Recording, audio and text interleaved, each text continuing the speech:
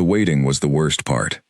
Elara had been sitting on the candidates' bench for 3 hours and 40 minutes, and in that time she had watched 36 people rise, walk to the marking circle at the center of the great stone hall, and return to their seats with a gleaming golden mark pressed into the inside of their right wrist. One after another, without interruption. The hall had fallen into a rhythm that felt almost like breathing. The candidate rose. Elder Voss descended the 3 steps from the high bench. The glass reading lens came out on its cord. The golden press was applied. The hall offered its measured applause, and then the next name was called. Steady. Predictable. Safe. She was the last candidate remaining on the bench. This was not unusual. She had known for 2 years that when her name was finally called at this ceremony, it would be called last.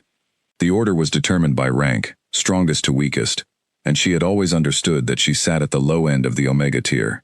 She had accepted this in the same way she accepted rain in autumn, not with pleasure, but without wasting energy against something she could not alter. She was not the fastest runner among her peers.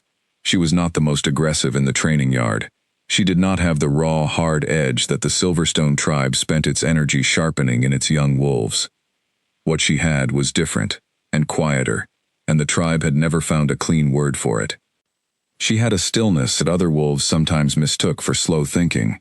She had the ability to walk into a space and understand its dynamics before she had spoken to anyone in it. She had patience that did not crack under pressure, and hands that were steadier in a crisis than most people's were at rest. She had spent 11 years reading every text on wolf lore that the tribe's small library held, and then spent the last 3 years trading dried herbs with a traveling scholar who brought her texts the tribe did not carry. She knew the forest around the Silverstone territory the way she knew her own name, by instinct, by feel, by the accumulated weight of years spent learning it.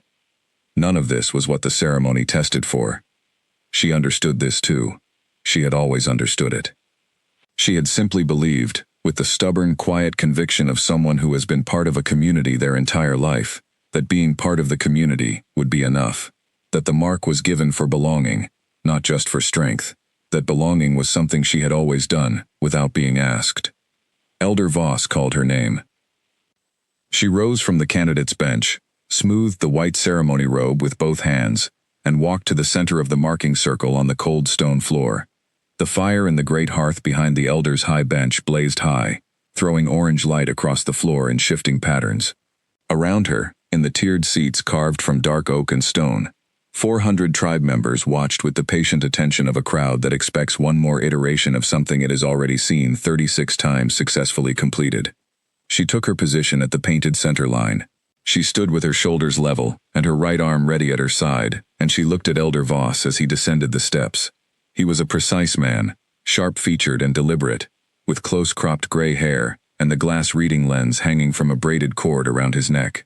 She had watched him perform this exact approach 36 times in the last 3.5 hours. She knew the rhythm of his footsteps, the way he paused exactly 2 feet from the candidate, the practiced ease with which he raised the lens to his eye. He raised the lens. He looked through it at the wolf bond that pulsed at her wrist, visible through the lens as a heat pattern, dense or diffuse, bright or dim, shaped by the nature of the bond it contained. She had read enough about the reading system to understand the basic mechanics of what he was looking for. Every wolf bond was slightly different. No 2 resonances burned in exactly the same pattern. Voss had performed this assessment for 22 years and had looked at hundreds of bonds through that lens, and she knew he could read one in under 30 seconds. At 40 seconds she began to be very still, in a different way than she had been still before. At 50 seconds, Elder Crane, the youngest member of the high bench, leaned slightly toward Voss and murmured something beneath his breath. Voss did not respond. He held the lens steady. In the audience tiers, someone shifted in their seat. She heard the sound of it distinctly in the silence, a dry creak of wood that seemed louder than it was because everything around it had gone so quiet. She kept her arm extended and her face even. She had made herself a promise the night before. Whatever happened in this circle, she would not show fear in front of 400 people. Not because she was not afraid. She was. Her heart was doing something complicated and rapid inside her chest, and her hands were cold in a way that had nothing to do with the temperature of the room.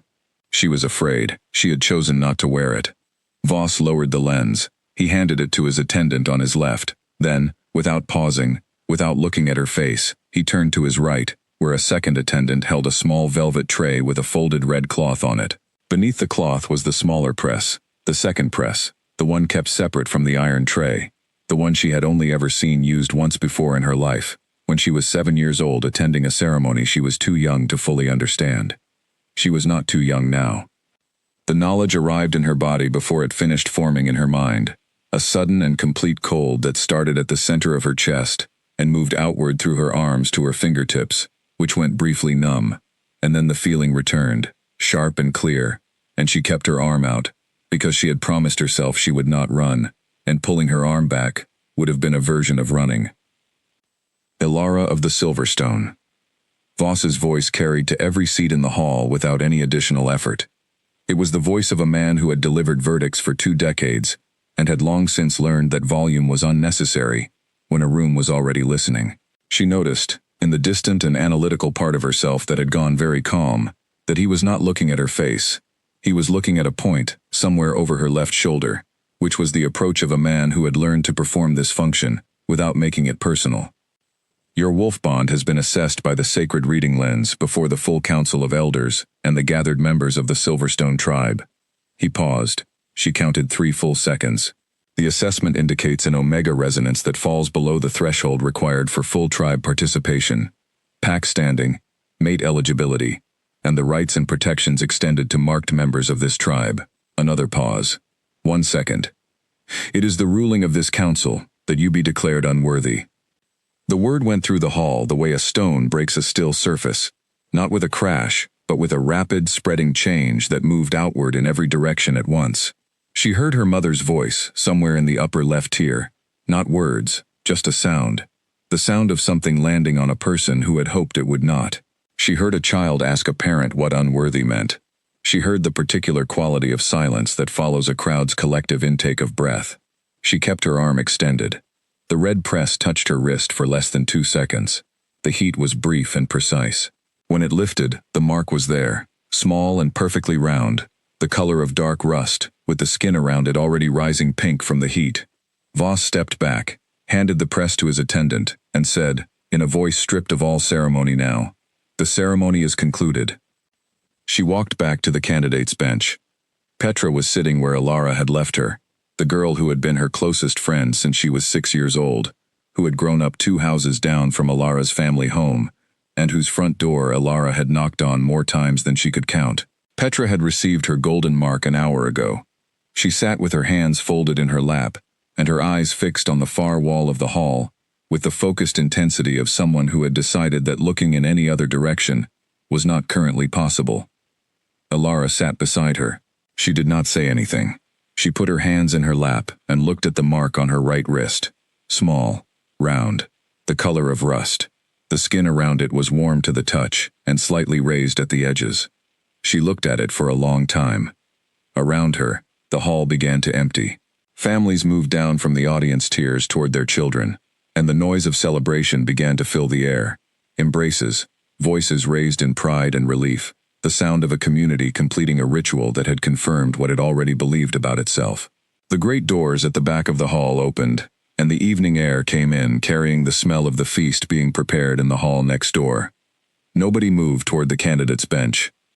She sat there after everyone else had gone, after the elders filed out through the door behind the high bench, after the attendants cleared the iron trays and the velvet cloths, after the firekeeper came and banked the hearth low and left without looking at her.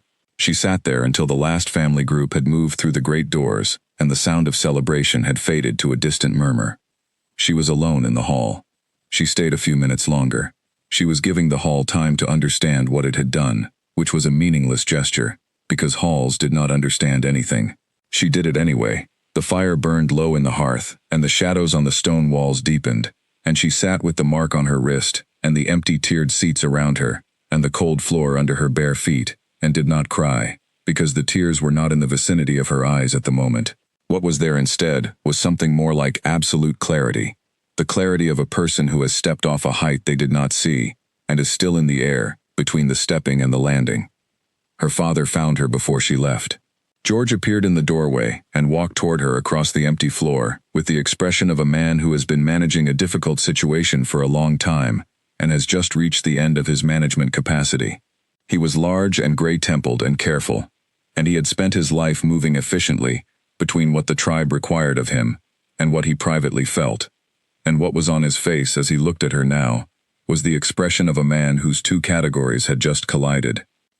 He told her about the 7-day rule. Tribe members who received the unworthy mark were expected to vacate their family residence within 7 days of the ceremony and relocate to a border structure. He told her about the East Border Cottage. He said the tribe would send someone to bring her things. She said she would bring them herself. He said her mother had gone home. She said she knew. He stood there after that with his mouth slightly open, and she could see there were more words behind the ones he had spoken, and they did not come. And after a few seconds he closed his mouth and turned and walked out of the hall, and she understood, watching him go, that she had just had the last real conversation with her father that she was likely to have for a long time, and that it had not contained a single thing that either of them had actually needed to say. She went home and packed her room with systematic efficiency. She took only what was necessary: the 3 heaviest books, the wool blanket, the warmest clothes, the small knife, the needles and thread for mending, the tin mug her grandmother had pressed into her hands on the last day of her life, and said, "Keep this. It has been kept going through harder things than whatever is coming." She took food from the kitchen: dried oats, salt, hard bread, a small jar of oil. She left everything decorative where it was: the golden figurine on the shelf, the embroidered hanging, the river stones arranged by color on the windowsill. She left them all. Her mother was in the sitting room. Nora was a small, precise woman who had spent 40 years measuring every word before she spoke it. And she looked up at Alara in the doorway with the pack on her back and said she didn't have to leave tonight. There were still 6 days. She could rest. She could think. Alara said she knew, and went out the front door, and the door settled behind her, with a quiet sound that was just the ordinary sound of a door closing, which is sometimes the sharpest sound in the world. The village was lit with ceremony lanterns, warm gold strings strung between the buildings, swaying gently in the evening wind. Under them, tribe members moved in groups toward the feast hall, dressed well, talking and laughing with the particular warmth of a community that has just performed one of its most important rituals and found itself satisfied with the results. Several people saw her walking in the opposite direction and found other things to look at, which told her everything about how quickly word moved through a tribe of 400. The path through the old oaks to the east border took 40 minutes of moonlit walking, and she did every step of it without stopping. She had never been afraid of the dark. The forest at night had always felt to her less like danger and more like company, something large and patient and indifferent to the tribe's systems and rankings and ceremonies, something that would be here long after everyone in the Silverstone had returned to the earth.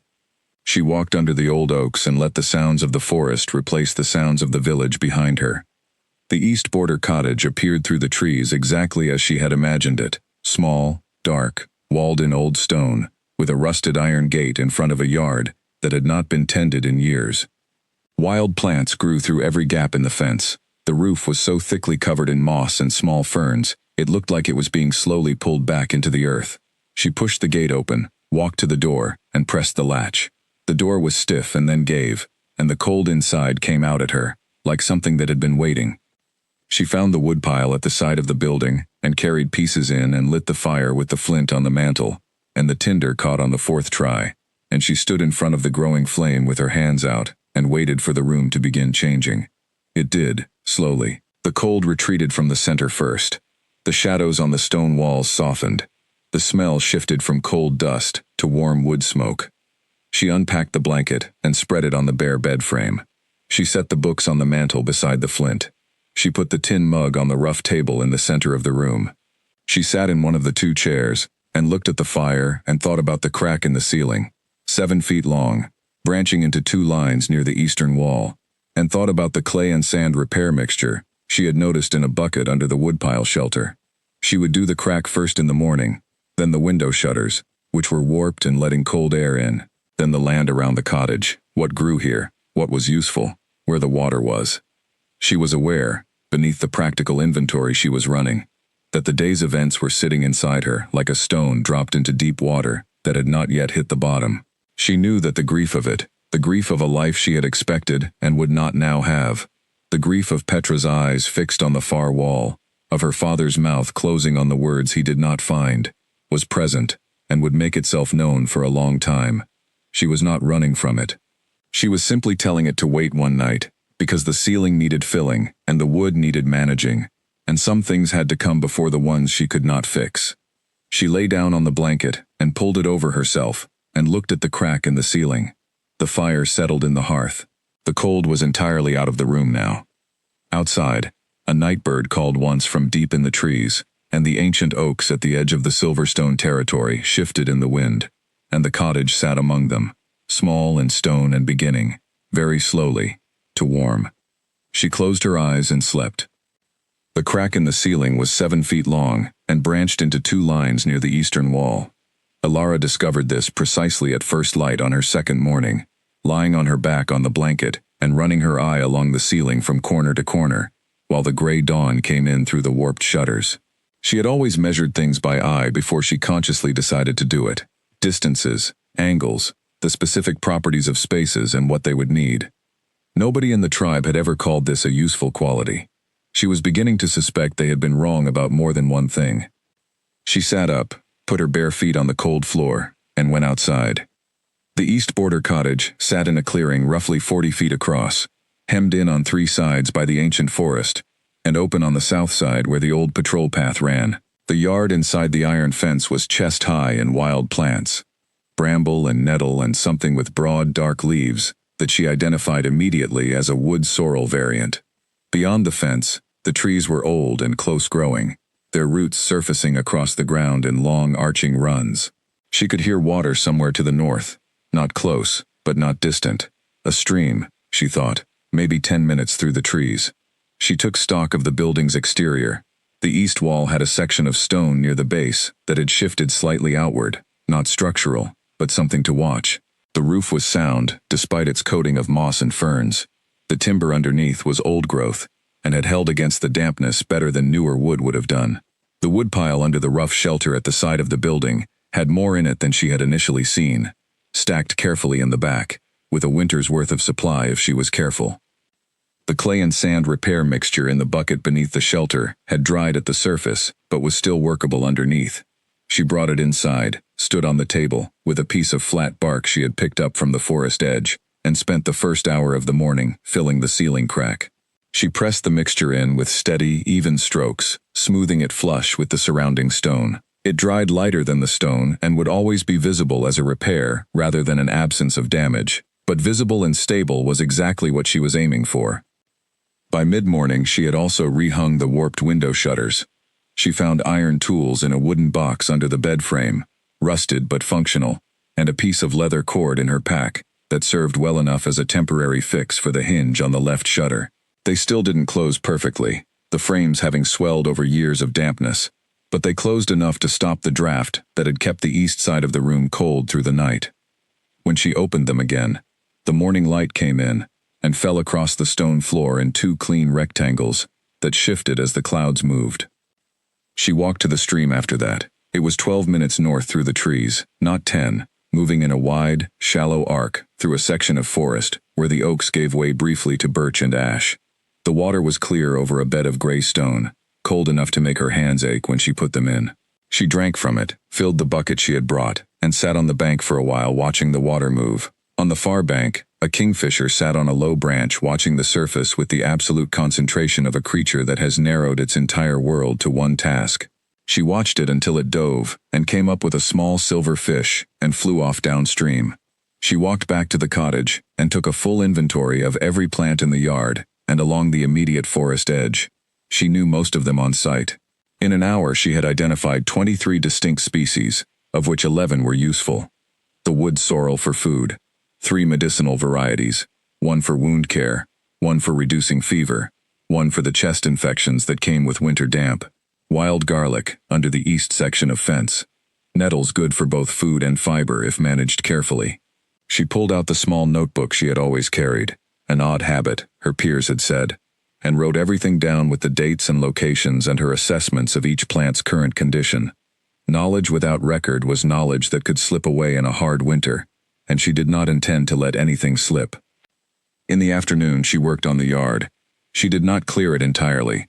She had read enough about how plants supported each other in established growth patterns to know that stripping a space and starting over was almost always less effective than working with what had built itself there. She cut the bramble back from the path to the front door and from the gate, which she oiled with a few drops from her jar so that it opened quietly. She staked the wood sorrel to the corner where the fence caught the most afternoon light. She left the nettles where they were, against the north section of fence where the soil was richest. By late afternoon, standing in the yard and looking at the cottage in the long golden light, she thought, "It still needs a great deal of work, but it is beginning to be a place." She made a simple meal from the oats and a handful of wood sorrel stems boiled together, and she sat at the table and ate it, and through the window she saw 3 Silverstone patrol wolves moving past on the south path at a deliberate pace, the pace of people performing an ordinary function, and not doing anything as pointed as slowing down to observe someone. 2 of them did not look in her direction. The third was a young man she recognized from years of passing in the village lanes. He glanced through the gap in the fence for just long enough to take in the cottage, the yard, and her visible through the window, and then looked away and kept walking. She watched them go. She finished her meal. The second week moved differently than the first. The acute rawness of the ceremony day had not faded exactly, but it had settled into something more bearable, the way a new wound stops being the only thing in your awareness and becomes instead a constant low presence you can work around. She worked. She found that working was the best thing available to her, not as an escape from what had happened, but as a way of building something that didn't depend on what had happened. The cottage did not care about her mark. The stream did not care about her rank. The plants in the yard responded to what she gave them, and nothing else.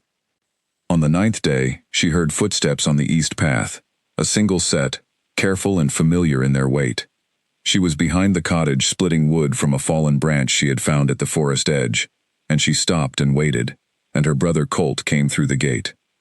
He was 2 years older than her and had received his gold mark at his ceremony without incident, which had always been expected of him because he was everything the tribe valued. Fast in the training yard, loud in the right moments, easy in the pack's social structure. He had always been kind to her in the casual way of someone who doesn't think too hard about why kindness is sometimes more difficult than it appears. He came around the side of the cottage and stopped when he saw her with the axe in her hands, and the firewood stacked behind her in a neat row. He was carrying a cloth bag. He held it out. "From Nora," he said. He did not say from Mother, which told her something about what was happening inside their family home. Dried meat, extra salt, a jar of the winter preserves. She set the axe down and took the bag. He looked at the firewood row, at the repaired shutter visible from this angle, at the yard behind her, which was cleaner than it had been when the cottage was abandoned. His expression as he took all of this in was not quite what she had expected. She had prepared herself for some form of managed pity, the careful performance of someone trying to be supportive while being primarily uncomfortable. What was on his face was more complicated than that. "How long have you been here?" he said. 9 days, she said. He looked at the firewood again. "You did all of this yourself?" "Yes." He was quiet for a moment. He looked at the axe in her hands, and then at her wrist. She had stopped hiding the mark, not out of defiance, but because hiding it required a continuous small effort that she had decided was not worth spending. He looked at it and then away, and she watched him do the thing she had seen many people do when they encountered the reality of someone who had been marked and was continuing to exist, the recalibration, the adjustment of their internal story about what that looked like in practice. "Are you all right?" he said. "I'm working," she said. "That's what all right looks like when you're starting from nothing." He nodded once, slowly, the nod of someone receiving information and processing it honestly. "If you need—" He stopped, started again. "Nora will send things, when she can. Tell her thank you," Elara said. "And tell her I'm fine." He left through the gate, and she watched him go, and the thing she noticed most was the way he looked back once from the path, not with the guilty quickness of someone sneaking a last look, but with the direct gaze of someone trying to fix a picture in their memory. She went back to splitting wood. The patrol continued to pass on the south path every few days. She became accustomed to it, the sound of their footsteps, the specific moment when they would or would not glance through the fence. She began to find it less significant as the weeks went on, in the same way that the sound of rain on the repaired roof became less significant as it became familiar. She was building something here. Their glances, or the absence of their glances, changed none of what she was building. In the evenings, she read by firelight. She had worked through her 3 books once already, the wolf lore texts, the territorial history, and had started reading them again more slowly the second time, pausing at passages she had moved through too quickly the first time around, writing notes in the margins with the narrow pencil she kept behind her ear. Reading felt different now than it had when she had done it in her family home, with the tribe around her and the expectation of the ceremony still somewhere in the future. It felt more urgent, and also more settled at the same time, which was a combination she hadn't expected.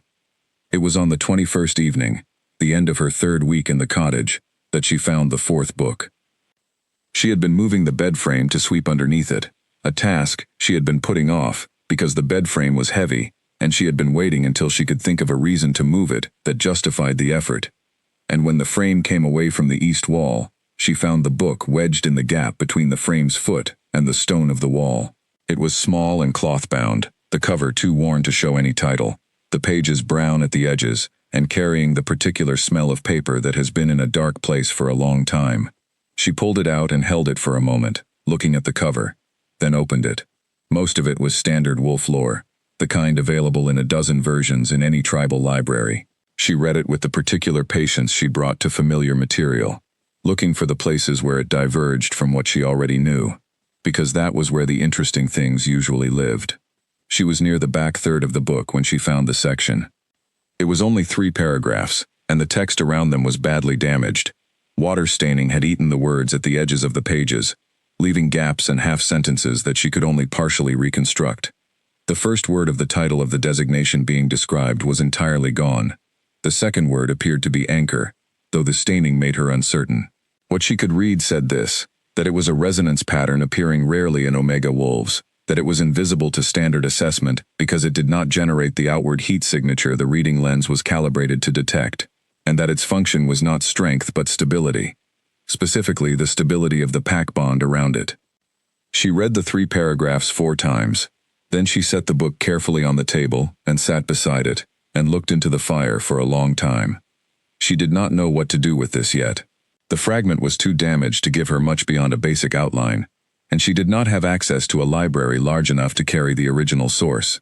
She also knew, and she was careful about this, had always been careful about it, that reading 3 damaged paragraphs in a found book was not the same as knowing something. She had drawn wrong conclusions from incomplete information before, and the experience had taught her to hold partial knowledge loosely until she had more to set beside it. But she put the book at the front of the mantel, where she would see it every day. She lay down on the blanket and looked at the filled crack in the ceiling. The repair had set fully now, and was nearly invisible in firelight, lighter than the surrounding stone, but blending well enough that you had to look for it to find it. She had learned, over 3 weeks in this cottage, that there was a particular satisfaction in repairs that came from the fact that they were permanent, that once a thing was fixed properly, it stayed fixed, and the effort did not have to be made again. Outside, the ancient forest breathed in and out around the cottage in the way it had been breathing for centuries before any of this, and the stream ran north through the birch and ash, and the first frost of the season was beginning to form on the iron gate, and Alara slept. The fox was barely a year old, judging by the size of its paws and the slight softness of its coat, not yet, through its first full winter, still carrying some of the lean, uncertain quality of an animal that has not yet finished becoming what it will be. It was lying in the hollow between 2 large root systems at the edge of the forest, approximately 200 yards north of the cottage, and the reason it was there instead of moving was immediately obvious: a wound on its right hindquarter, long and clean-edged, the kind made by something sharp moving at speed. Not a claw mark, the angle was wrong, and the depth was too even. Something made by human hands. Alara had found it on her morning walk, crouching in the hollow, and watching her with the still, precise eyes of an animal that is deciding whether it can afford to be afraid. She had seen that particular calculation before, in several years of encounters with the wildlife of this forest edge, and she knew what it required. Nothing sudden, nothing loud, nothing that could be read as intent. She crouched beside the hollow, at a distance she had learned to gauge by the angle of the animal's ears and the tension in its front shoulders, and she waited. The forest was quiet around them. The morning light came in at a low angle through the oaks, long and pale, the early autumn light that appeared for only a few weeks each year, before the canopy thinned and the angle changed. She was aware of the cold of the ground through the knees of her leggings, and the particular stillness that came from holding a position longer than was comfortable, and choosing to hold it anyway. After several minutes, the fox's ears moved, not up, which would have meant escalating alarm, but sideways, which was something else.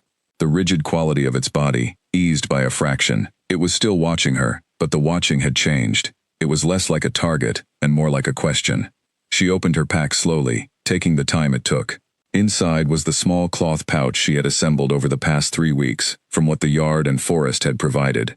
Dried moss for packing wounds, strips of clean cloth cut from an old shirt, the small jar of wound herb oil she had pressed from the medicinal plants near the north fence. She laid these on the root beside her. Each one set down without the sound of haste, and waited again. The fox's nose came forward. It sniffed the air, and did not retreat. She was deciding whether to move any closer when she heard footsteps in the trees behind her. She went still.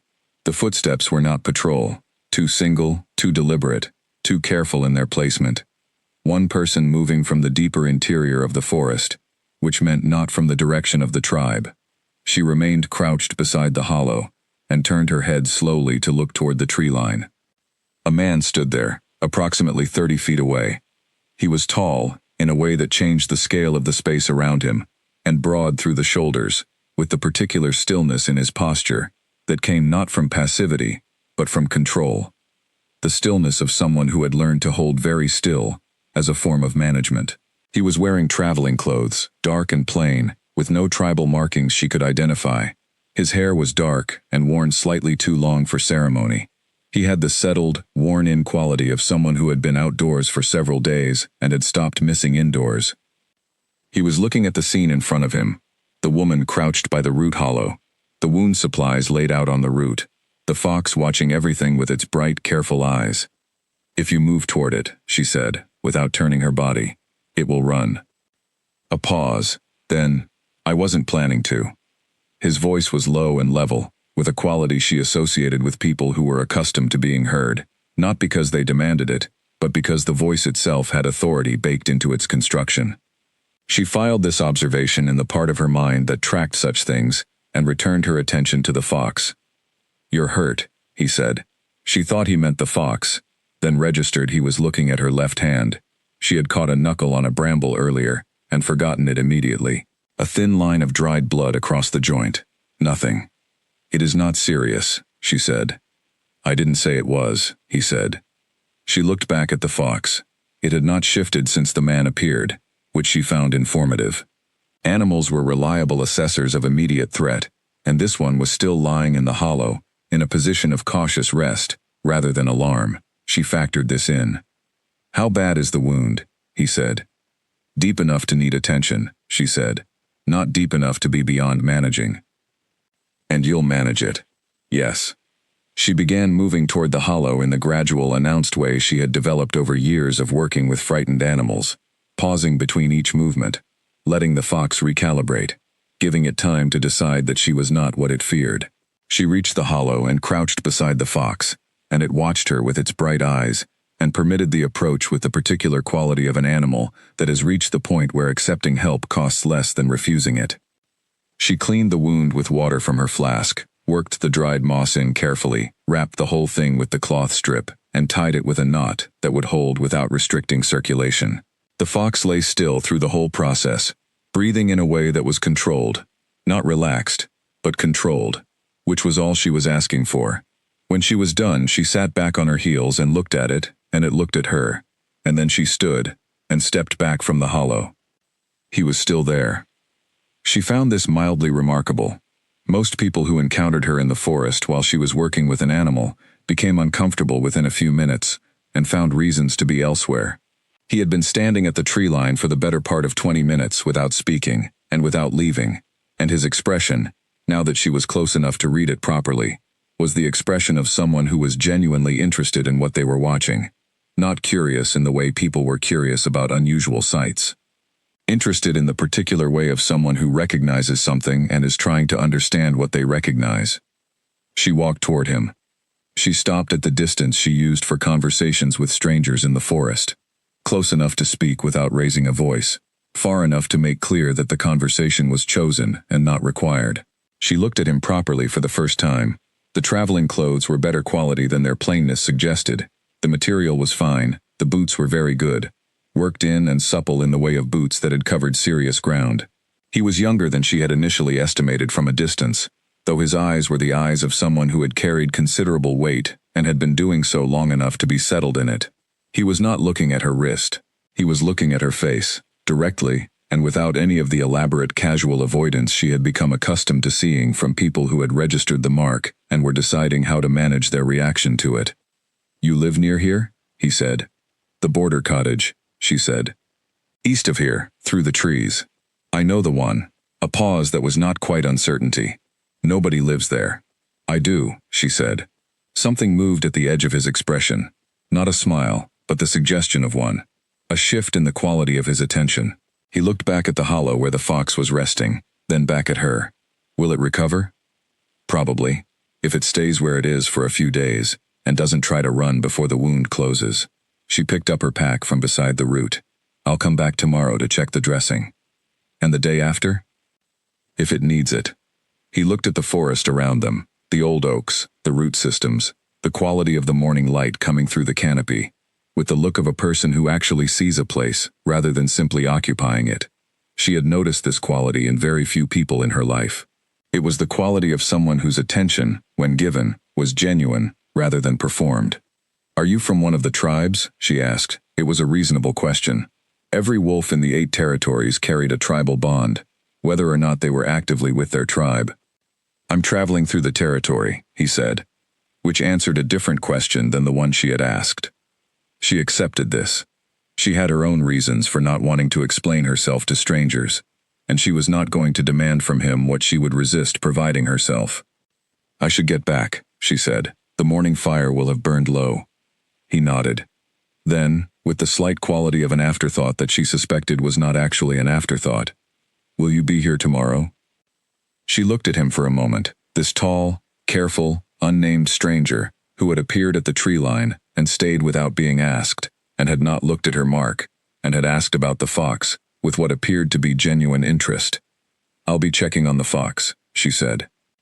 She picked up her things and walked back toward the cottage through the old oaks, and she did not look back, though she had the particular sense, the one she had developed from years of paying attention to spaces and the people in them, that he stayed at the tree line until she was out of sight. She went back to the cottage and put more wood on the fire and made tea, and sat at the table with the notebook open to the plant survey pages. She wrote a new entry at the bottom of the page. "Fox, young, found in Root Hollow 200 yards north-northwest of cottage, wound to right hindquarter, treated and dressing applied, to check tomorrow." She dated the entry. Then she looked at the page for a moment before closing the notebook. She had not asked his name. She thought about whether this was strange, and decided it was not. He had not asked hers either. Names belonged to tribe structures. They connected you to a lineage, a standing, a place in the hierarchy that was already determined before you walked into a room. She had found, in her weeks at the border cottage, that the absence of name exchanges in the forest felt less like a gap and more like a relief. She opened the notebook again, and wrote one more line below the fox entry. "Stranger at the tree line, male, adult, traveling. Not from this territory, Vuarjeng by bearing, does not look at the mark." She underlined the last sentence. Then she went outside to check on the woodpile. He was at the tree line the next morning when she arrived at the hollow, though she had not heard him approach and did not know when he had appeared. She found herself wondering whether he had been there first, or whether he had arrived after her, and then found she could not tell, and decided the not knowing was acceptable. The fox had not moved from the hollow. The dressing was holding clean. She changed the outer cloth wrapping with the fresh piece she had brought, and applied a small amount of the wound oil where the edges were still raw. The fox submitted to this with a degree of cooperation she had not expected given the previous day's wariness, which she took as a good sign. When she stood up, he said, "Better?" So far, she said. Ask me again in 3 days. He smiled then, properly, briefly. It changed his face in a way she filed in the same part of her mind where she filed everything that seemed like it might be important later. He sat down on the root across the hollow from her, leaning his back against the bark of the old oak, and looked into the forest rather than at her. She found this easier than being looked at. She took out her notebook and continued the plant survey she had been working through in the mornings. The north edge of the clearing, where several plants she hadn't yet fully identified were growing in a cluster near the base of a particularly large root system. She made detailed notes: leaf shape, smell, stem texture, the soil conditions around the roots. What are you writing? He said. Plant survey, she said. I'm trying to understand what grows here and what it can be used for. I have gaps in the north edge. There are a few species I haven't identified yet. She held the notebook out briefly so he could see the page. He looked at it with genuine attention. I've seen survey work before, he said, though not usually organized this way.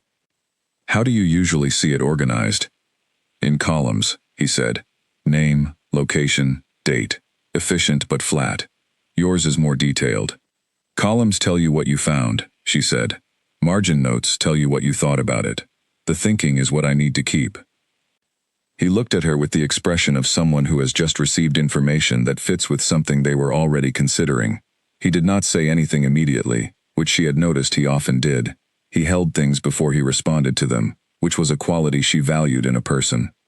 They talked that morning about the forest and what she was learning in it. He knew wolf lore well, not in the academic way of someone who had read the standard texts, but in the practical way of someone who had reason to understand it from the inside. From the side of actual application. He knew the territorial histories in detail and asked about the forest she was working in, with the questions of someone who was thinking about it structurally, rather than aesthetically. She talked, and he listened, and the hollow was between them, with the fox resting in it, and the morning light moved through the canopy above them in its slow, seasonal patterns. She did not ask his name. He did not offer it.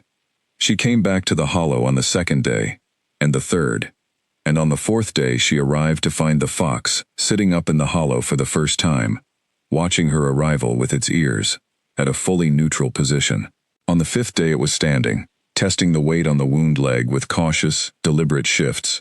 On the sixth day the hollow was empty, the dressing she had replaced the day before lying on the root beside it, neatly removed. She crouched and looked at the ground around the hollow, and found the fox's tracks leading north through the leaf litter, toward the deep forest, confident and even, each footfall carrying equal weight. She sat beside the empty hollow for a moment. He came through the tree line a few minutes later, and saw her expression, and said, "Gone?"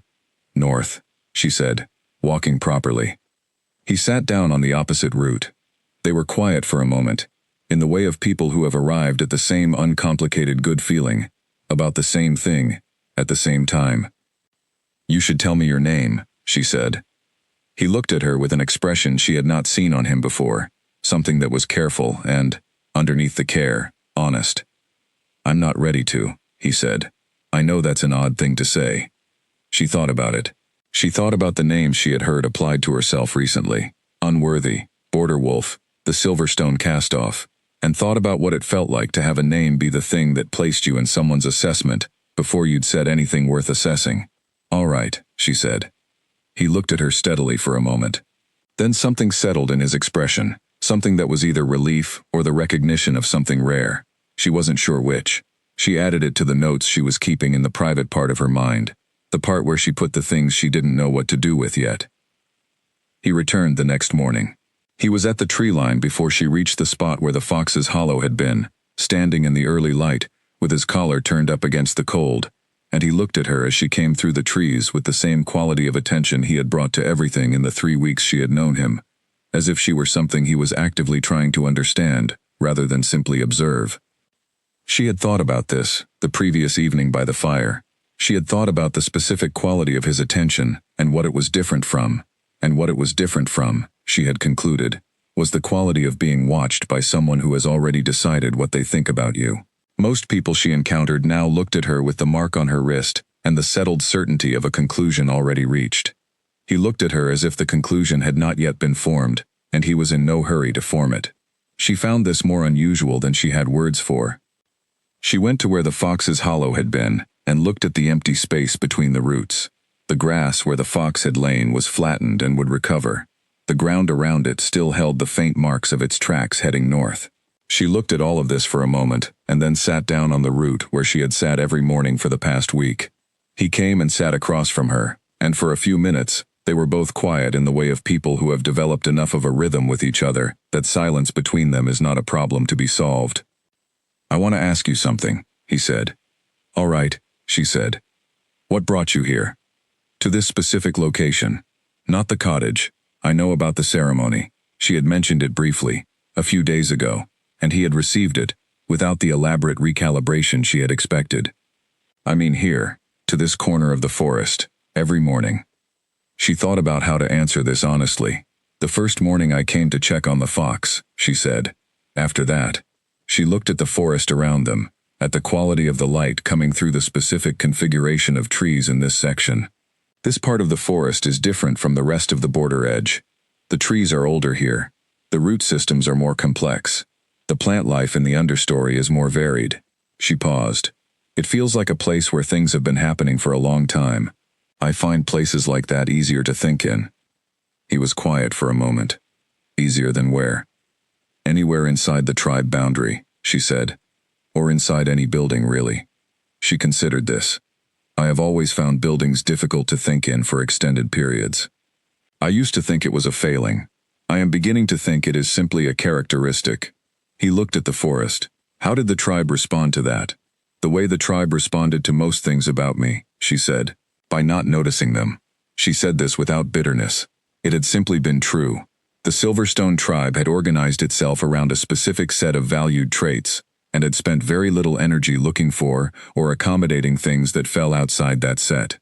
She had existed in the gap between what the tribe valued and what she was for 17 years, and it had not destroyed her, because she had learned early to build her sense of her own worth from the things she could verify herself, rather than from external confirmation. "You don't sound angry," he said. "I have been angry," she said. "I expect I will be angry again. At the moment I am mostly working." She looked at her hands in her lap, the calluses that had developed over the past weeks that had not been there before, the particular roughness on the left palm from the axe handle. The work leaves less room for the anger, which is useful. He nodded. He was looking at her hands too. "What does a typical day look like for you here?" She told him. The morning walk, the plant survey, the structural repairs she was working through methodically, the afternoons of wood gathering and food preparation and reading. She described the water system she was working out, the stream to the north, and the way she could route water closer to the cottage using the natural slope of the ground and a channel she was slowly digging. She described the insulation work she was planning for the roof before the hard winter arrived. He listened to all of this in the way he listened to everything, with full attention, without interrupting, and with the particular quality of someone who is not just waiting for their turn to speak, but is actually taking in what they hear and considering it. "Have you always been like this?" he said when she finished. "This organized, this systematic?" "I don't know," she said honestly. "I may have been, and the tribe may have been in the way of it. The tribe had its own systems, and mine were not the same. And when two systems occupy the same space, only one of them usually survives." She looked at the forest. "It turns out, I function better without the competition." He was quiet for a long moment. The forest moved around them. Wind in the upper canopy. A squirrel crossing between branches somewhere to the left. The distant sound of the stream. "What do you want?" he said. "Not from the situation, from your life, broadly." Nobody had asked her this before. Not in the way he was asking it. Directly, without the framing of what was possible or expected or permitted. She sat with the question for a moment. "To understand things," she said. "I want to understand things properly. The forest, the wolf lore, the territorial history, all of it. I want to get to the bottom of things, rather than staying on the surface." She paused. "And I want to be somewhere that doesn't require me to be less than I am, in order to belong to it." He looked at her when she said the last part. She met his gaze evenly. "What about you?" she said. He was quiet for a long moment, the particular quiet she had noticed he used when a question had reached something real. "Honesty," he said finally. I want to be in conversations where honesty is possible, where I don't have to calculate what the truth will cost before I say it. She thought about this. That sounds like something you have had difficulty with. Almost always, he said. She accepted this without pushing further. She understood the category of difficulty he was describing, even if her experience of it was different from his. She put it beside the other things she was holding, without yet knowing their full meaning, and let the morning move on. They talked about wolf lore that day, the old texts, the history of the bond designation system, the questions she had been working through since finding the fragment in the damaged book.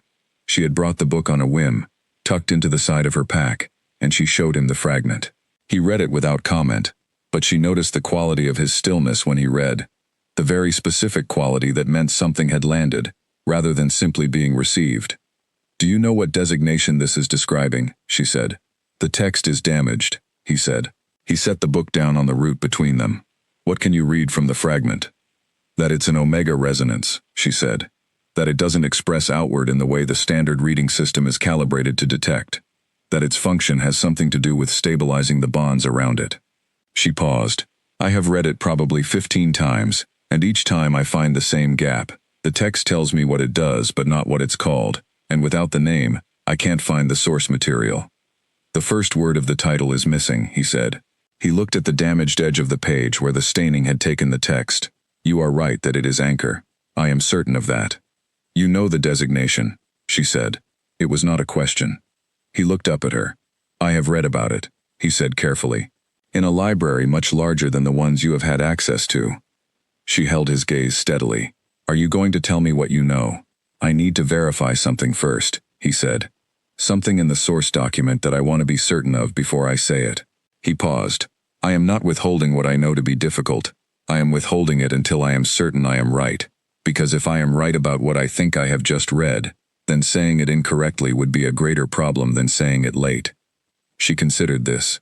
It was a careful answer. She had found, in their weeks of conversation, that he was almost always careful.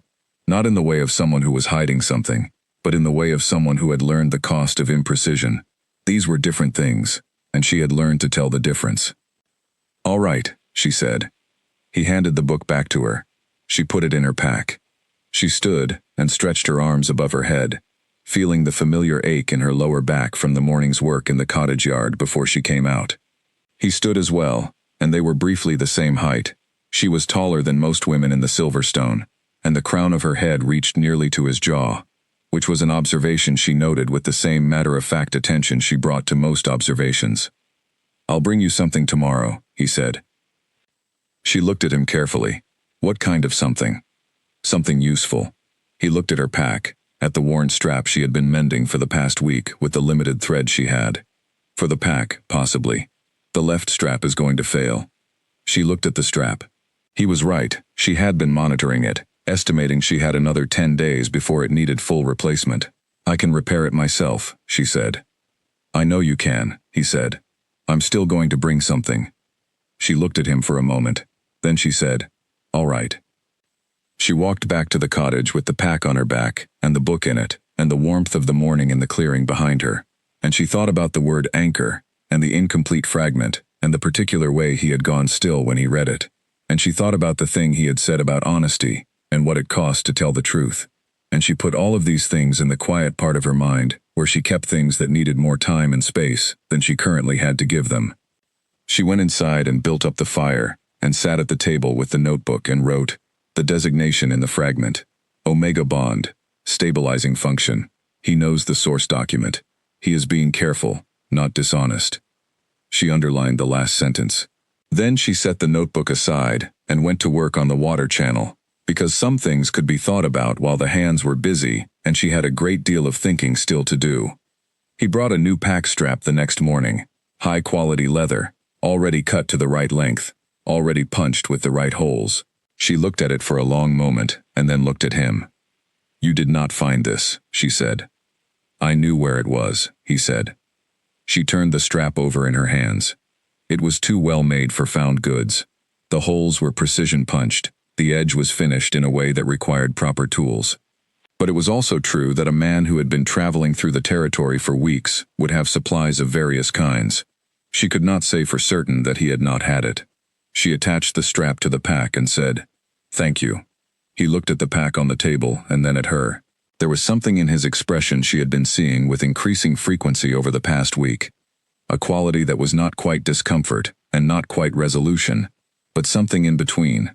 Something that wanted to move in a direction it had not yet moved. She did not name it. She filed it where she filed everything else and waited. His guard came through the tree line 2 mornings later. She had not known he had a guard, though she should perhaps have considered it, she thought afterward, given the quality of the traveling clothes and the boots and the strap that was not quite found goods. A large man, older than him, with the bearing of a soldier and the expression of someone who had been looking for someone for a while and had found them. He introduced her simply as someone he had met on his walks. The guard, whose name she would later learn was Garrett, looked at her with eyes that took in everything in one quick pass. The mark, the pack, the notebook, the clearing, her face. He said nothing. He nodded once to her and once to the man beside her and went back to the tree line to wait. She looked at the man beside her. "Your guard," she said. "Yes," he said. "Who has been looking for you?" "I was later than expected," he said. She looked at him steadily. There was a quality to the air between them now that had not been there before Garrett appeared. Something clarified. Something that had moved a stage forward without being named. She was aware of it the way she was aware of a change in the weather before the clouds showed it. By the quality of the air. By the way something that had been still suddenly had a direction. She picked up her pack. "I should get back," she said.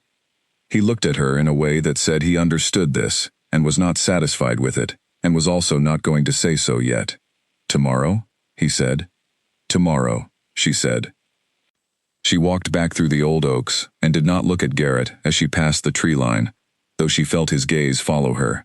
She walked back to the cottage, and went inside, and built the afternoon fire, and sat in the chair, and looked at the notebook entry from the day before, and added one line at the bottom. "He has a guard. This is not a man who travels alone by choice." She underlined it, set the notebook down, looked at the fire. She would wait. She was very good at waiting. The storm came in from the west with almost no warning. The sky to the north had been gray all morning, the ordinary gray of a cool autumn day, and then at some point between mid-morning and noon, the gray deepened to the particular shade of dark purple-green that she had learned over 3 weeks to read as serious weather within the hour. The wind that had been moving steadily from the north shifted and came back from the west instead, picking up speed and carrying the smell of rain and something colder behind it. She was at the stream when she felt the change, the drop in air pressure that made her ears clear in the way they did before a hard rain, that instinctive physical awareness of weather arriving that she had never been able to explain to anyone's satisfaction. She packed the water jars she had been filling and walked back toward the cottage quickly. She was 20 feet from the iron gate when the sky opened. The rain came down with the flat, driving force of a storm that has been building all morning and has finally found its moment. In the time it took to cross the yard and reach the cottage door, she was soaked through the shoulders, the clay path turning immediately to dark mud under her feet. She pushed the door open, stepped inside, turned to close it. He was at the forest edge, 40 feet back through the rain, standing under the oaks with his collar turned up. She held the door open. "Get inside," she called. He crossed the yard in several strides and came through the door, and she shut it behind them. The sound of the storm immediately became muted, present but contained, the cottage holding against it the way she had worked for weeks to make it hold. The repaired shutters closed fully. The roof did not leak. The banked fire in the hearth had kept the room warm throughout the morning. She went to the hearth and added wood and got the fire going properly, while he stood just inside the closed door and looked at the room. She had not thought about what it would look like to him, the cottage, as it was now, rather than as it had been. He had only ever seen her at the forest edge or by the hollow. He had never been inside the building she had been rebuilding from the inside out for the past 5 weeks. She watched him take it in, the books on the mantel, the tools hung in a neat row on iron hooks she had salvaged from the woodpile shelter and mounted into the east wall, the herbs drying in tied bunches from the ceiling beam, the notebook open on the table beside the oil lamp, the clay patch in the ceiling, where the crack had been, the shutters that closed. Everything made or fixed or arranged by her hands. His expression as he looked around the room was something she didn't quite have a name for. Not surprise. He had known she was building something here, Something else, something that had more weight to it. "Sit down," she said. "I'll make something warm." He sat. She put water to heat on the iron hook over the fire, and found the herb mix she used for the evening drink, something she had blended herself from 3 plants in the yard, slightly bitter and warming.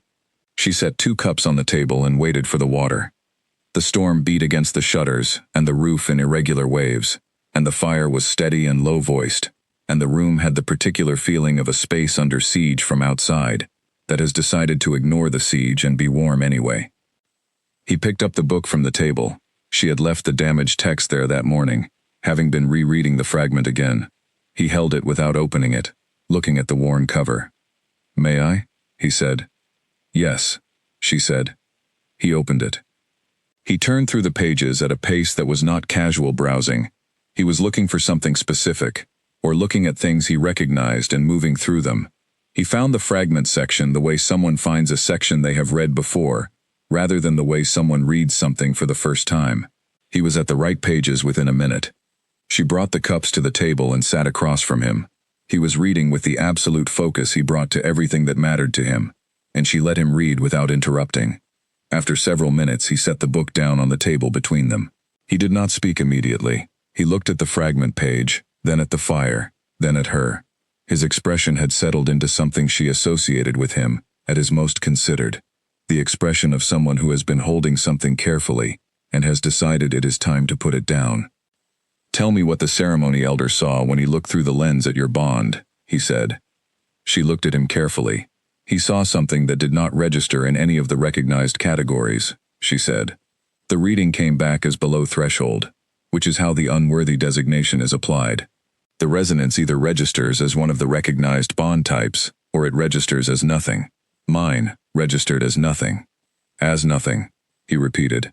He was looking at her wrist, at the mark, or as something the lens wasn't calibrated to read. She was very still. "What do you know about the reading system's development?" he said. "The lens was standardized 300 years ago," she said. "Before that, the assessment system was inconsistent, oral judgments, varying criteria between tribes. The lens was introduced to create a uniform standard across the 8 territories. And what the lens reads for," he said. "What is it calibrated to detect?" "The outward heat expression of the bond," she said. "The resonance pattern that each bond type generates. Alpha bonds are the most visible. Broad, dominant, high heat. Beta bonds are more distributed. Omega bonds are finer, more internal, but still detectable. All of those bond types," he said, "share something. They all have outward expression. They all push energy outward from the wolf's center. The strength varies, the character varies, but the direction is the same." He looked at the book on the table.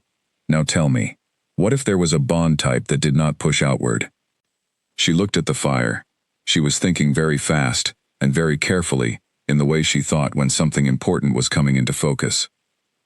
"Then the lens would not detect it," she said slowly, "because the lens is designed to measure outward heat resonance. A bond that moved differently, inward, or," she stopped. "Not inward," he said, "stabilizing. The bond itself creates a field around it, rather than radiating from it, like the way certain plants don't grow by pushing outward, but by creating conditions that support growth around them."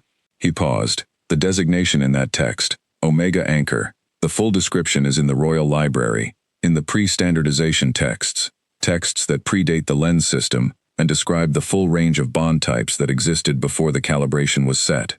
She looked at him. "I have read it," he said. "I read it 18 months ago, looking for something else in the archive, and it has been in my mind since. The Omega Anchor bond is described as the rarest designation in wolf history. It does not produce the outward heat resonance the lens reads for. Through the lens, it appears as nothing, exactly as you described, below threshold, no readable pattern." The fire between them was steady and orange gold. The storm outside was moving through its peak, the hardest rain now, and the cottage held it. She was processing everything he had said with the methodical care she brought to information that was going to change things, testing it against what she knew, looking for the places where it didn't hold, looking for the places where it held completely. "If it stabilizes the bonds around it," she said. "Whose bonds? What is the range of the effect?" "That is the part the text is specific about," he said. It is not a general field effect. It is targeted. And the bond it is most closely tied to is the primary alpha bond of the highest leadership structure in a given territory. She sat with this. It serves a king, she said. She said it quietly, not as a revelation, more as the arrival of a conclusion she had been moving toward for weeks, without knowing she was moving. It doesn't serve a tribe structure. A tribe can't use it, because the bond is calibrated to something above the tribe level. So if you remove it from the recognized categories, and you train your elders to report it rather than mark it, then every Omega anchor who passes through a worthiness ceremony receives the unworthy mark, he said, because the lens reads nothing, and nothing means unworthy. He paused. And the tribal structure is protected from having to accommodate something it cannot rank. She looked at the mark on her wrist. The fire moved in the hearth. Outside, the storm had passed its peak and was beginning to settle into a steadier, quieter rain. The change in sound was perceptible, the aggressive driving quality gone, replaced with something more sustained and even. He reached across the table. He took her wrist, the one with the mark, and held it in both his hands, looking at the rust-red circle in the firelight. He turned it slightly, to see it in the direct light. She felt the warmth of his hands around her wrist, and did not pull back. She was watching his face. Whatever he was thinking as he looked at the mark, it was not pity, and it was not discomfort, and it was not the elaborate, careful management of someone handling a difficult situation. It was the expression of someone looking at a thing they recognize, and have been looking for, and are trying to be very precise about how they handle, now that they have found it. He said her name. He said it in the quiet of the cottage with the fire between them and the rain on the roof and the storm moving east, and it was the first time in 5 weeks that he had used it. She had noticed, weeks ago, that he called her nothing, that he had learned her name and not used it, and she had held this as information and not pressed it, and the way he said it was the way of someone who has been waiting to say it and has finally decided it is time. She looked at him. I need to tell you something, he said, and I want you to understand that I have been working out how to say it for the last several days, because the order in which I say it matters. She waited. My name, he said, is Dorian. She waited. I am the Alpha King of the 8 territories, he said.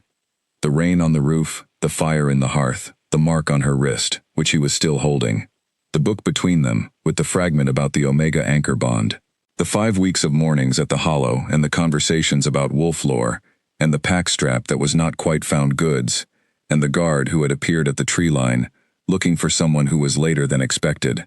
She looked at him for a very long time. Then she stood up, took her cloak from the hook by the door, and said, You should leave. He did not argue. He stood, picked up his coat, and went to the door.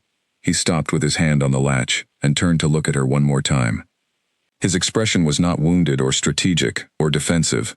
It was the expression of a man who has made a choice he knew had consequences, and has arrived at the consequences, and is standing in them. Tomorrow morning, he said, Forest Edge. She did not answer. He opened the door and went out into the rain, and the door closed behind him, and she was alone in the cottage, with the fire and the storm, and the open book on the table, and the feeling on her wrist where his hands had been. She sat down and looked at the mark. The Alpha King of the 8 territories had been coming to her forest every morning for 5 weeks.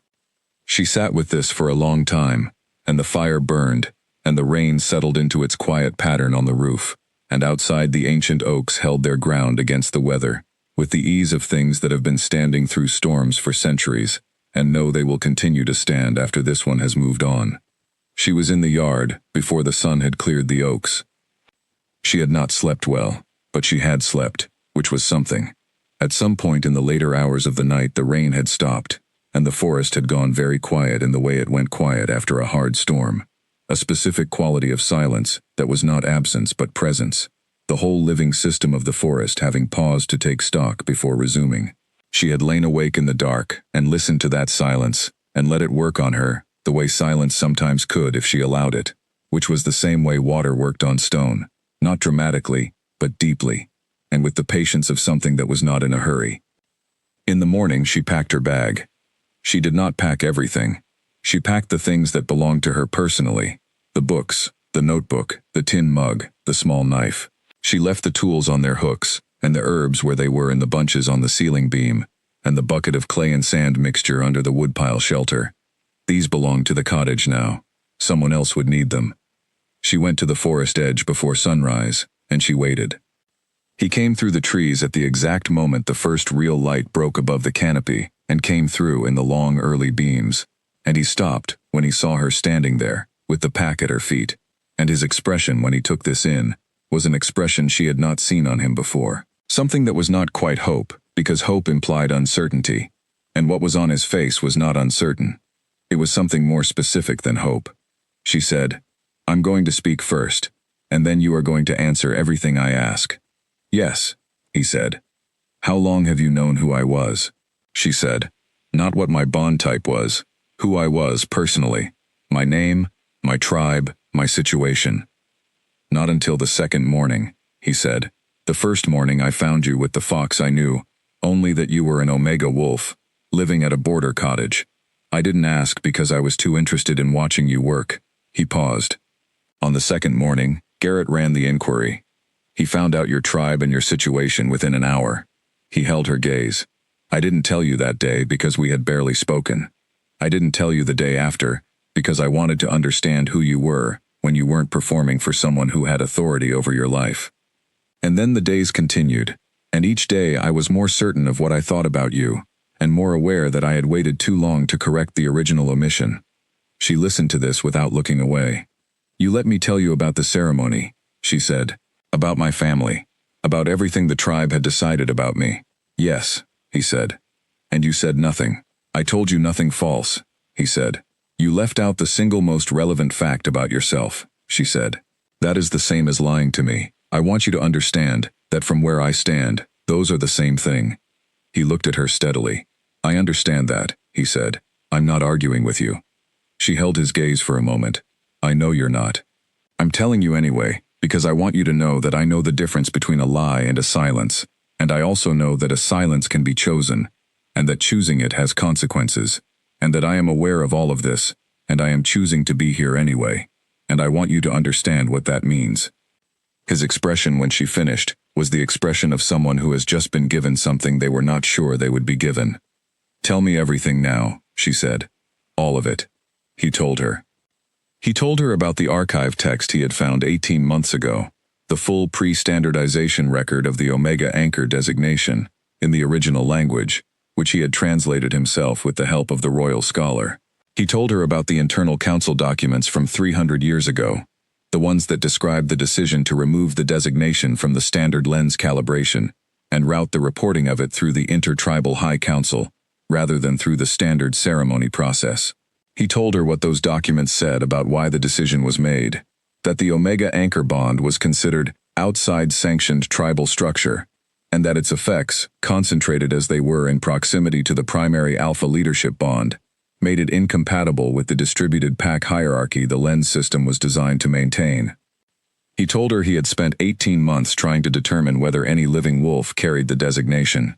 He told her he had come to the Silverstone territory as part of a diplomatic hunting expedition and had separated from his group on the third day because he had picked up a scent he had never encountered before and had followed it out of curiosity, and it had led him to a forest clearing and a woman with a wounded fox. "The scent," she said. "The anchor resonance," he said. "It doesn't produce the heat signature the lens reads for, but it has a scent pattern that the pre-standardization texts describe. I didn't recognize it consciously. I only knew it was something I had never smelled before, and I couldn't identify it, and I wanted to find the source." She sat with this. The morning was fully light now, the sun above the canopy, the forest bright and still wet from the night's rain. "And the Silverstone elders," she said. "What did they know?" "Everything," he said. "The training for tribal elders includes the reporting protocol for the anchor designation. They are taught to recognize the bond through the lens, not as a reading, but as an absence of reading, and to route it through the High Council, rather than through the standard ceremony." He paused. "Elder Voss saw your bond through that lens, and knew within the first 30 seconds of his reading what he was looking at." She looked at the mark on her wrist, the rust-red circle, small and permanent. "He decided," she said. "Yes," he said. She was quiet for a moment. The anger she had set aside the previous evening was present again now. Not the sharp, reactive anger of the moment of finding out, but something that had had a night to become more solid. It was a more useful kind of anger, she found. The kind that was clear about what it was for. "What do you want me to do?" she said. He looked at her directly. "I want you to come with me to the royal territory," he said. "As my chosen. Not as a subject or a diplomatic arrangement or a political gesture. As the person I have been thinking about every morning for the last 5 weeks, when I was not actually in this forest, talking to you." She looked at him for a long time. The man who was the alpha king of the 8 territories, standing in her forest in traveling clothes, with the early morning light on his face, and the specific quality of steadiness in him that was there all the time, and was not a performance. The man who had known who she was, and not told her, and had come back anyway, every morning, because of something that had nothing to do with strategy. "I need to know one more thing," she said. "Ask it," he said. "The 5 weeks," she said. "The mornings here, the conversations, the careful way you held information until you were certain of it. What percentage of that was because of the designation, because of what I am, in the bond sense?" He looked at her without hesitation. "None," he said. "I came back because of you. The designation confirmed what I was already certain of from every conversation we had, but I was certain of it before I knew what the book said."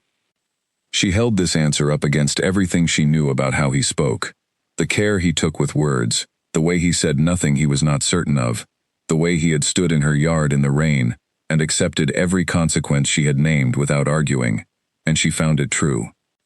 "All right," she said. She picked up her pack and put it on her back.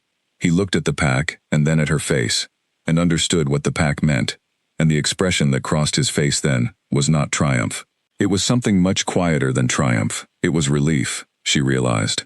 The relief of a person who has been carrying something heavy and has finally found someone who will help carry it.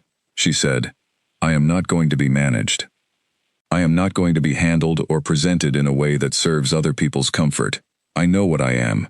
I will speak when I have something to say and be silent when I don't, and neither of those choices will be made based on what a royal court expects." "I know," he said. "I want that written somewhere in your understanding of what you are asking me to do," she said. "It is already written there," he said. She nodded once. "Then let's go." They walked into the trees together, and the east border cottage stood behind them in its clearing, with its filled ceiling crack, and its fresh stacked woodpile, and its herbs bundled on the beam, and the iron gate moved quietly on its re-oiled hinges in the morning breeze, and the ancient oaks closed around them as they walked, patient and indifferent and enormous, having watched things begin here for a great many centuries. She did not look back. This was not because she didn't care about what she was leaving. She did, deeply and specifically, in the way of someone who has built something with their own hands and knows exactly what it cost. She didn't look back because looking back was the gesture of someone who was uncertain about the direction they were moving. She was not uncertain. She had made her decision in the dark, in the hours after midnight, when the storm had passed and the forest had gone quiet, and she had tested it from every angle she could find, while the fire burned down to coals, and it had held. She was curious about what came next. She was watchful and prepared for difficulty. She was carrying her name and her mark and everything she had learned in 5 weeks at the east border, and she was walking toward something that had her full attention. She was ready. The stronghold appeared on its hill in the afternoon of the second day of travel, and even knowing it was coming, Dorian had described it on the first day's ride, practically and without grandiosity. The sight of it was something she needed a moment for. It occupied the natural high ground at the center of the 8 territories, with the settled, absolute certainty of something that had been in that position for a very long time, and had no intention of being anywhere else. The outer wall was dark stone, broad and old, enclosing the complex of buildings within, in a way that was less about keeping things out, and more about clearly knowing where the boundaries were. She looked at it for a long moment. Then she turned to him. "All right," she said. "All right," he said. They rode through the outer gate in the early afternoon, and the first guard on the left looked at her wrist before he looked at her face, and she registered this and filed it in the part of her mind where she kept information about situations and their specific dynamics, and she did not change her expression, and she rode through. The first night at the stronghold, Ilara lay awake and catalogued. This was a habit she had developed years ago, before the cottage, and before the ceremony.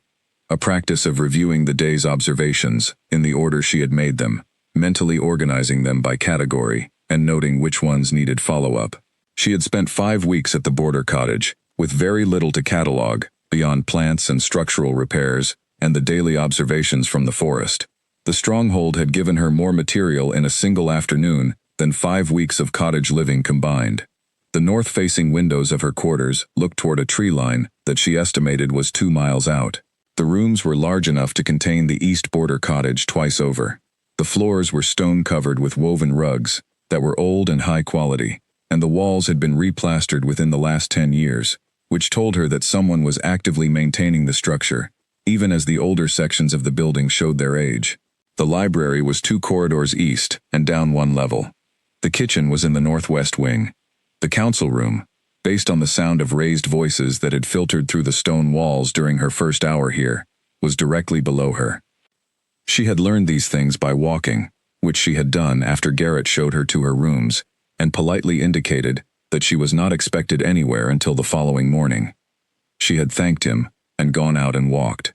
This was how she had always learned spaces, by moving through them, by paying attention to what the layout said about how power moved in a place, which corridors were wide and which were narrow, which rooms had multiple entry points and which had only one.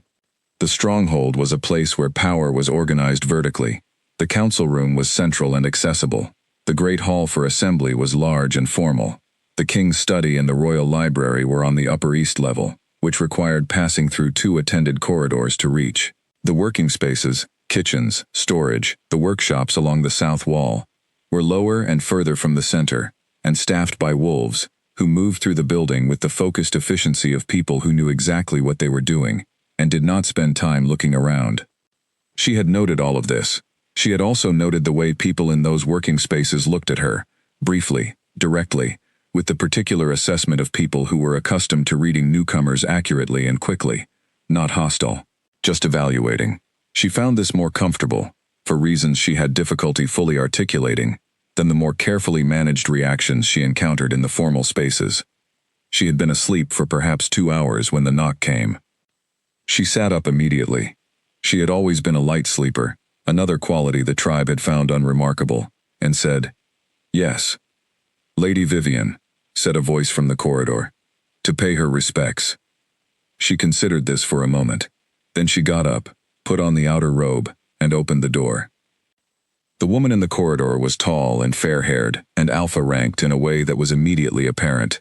The quality of contained authority that sat in the posture, and the stillness of someone who had never in their life had to wonder whether the room would accommodate their arrival. She was dressed in clothes that were elegant without being formal, the particular calibration of someone who wanted to appear casual and had put considerable thought into it. She introduced herself as Vivian, member of the senior council, with the smooth surface pleasantry of someone who had learned that politeness was more effective than directness in situations where you were trying to assess a potential adversary without appearing to. She looked at Alara's wrist. Not quickly, not with a pretense of not looking. She looked at it with the frank directness of someone who had decided that acknowledging the thing would allow her to control how it was acknowledged. "The East Border Cottage," she said. "I understand it's been unoccupied for some years." "I occupied it," Alara said. "Of course." A small, precise smile. "It must be quite a change. The stronghold can be overwhelming at first. There is so much to learn."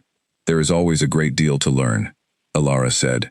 "I find that easier than the alternative." Vivian looked at her with slightly more attention. "The alternative?" "Deciding you already know enough," Alara said. The smile held its shape, but changed quality. "Dorian speaks well of your capabilities," she said. The pause before the last word was brief enough to be deniable, and present enough to carry its meaning clearly. "We've been close for many years. He tends toward enthusiasm about new things. I've known him 5 weeks, Alara said. In that time I have not observed him being enthusiastic without foundation." "No," Vivian said. "He isn't, usually."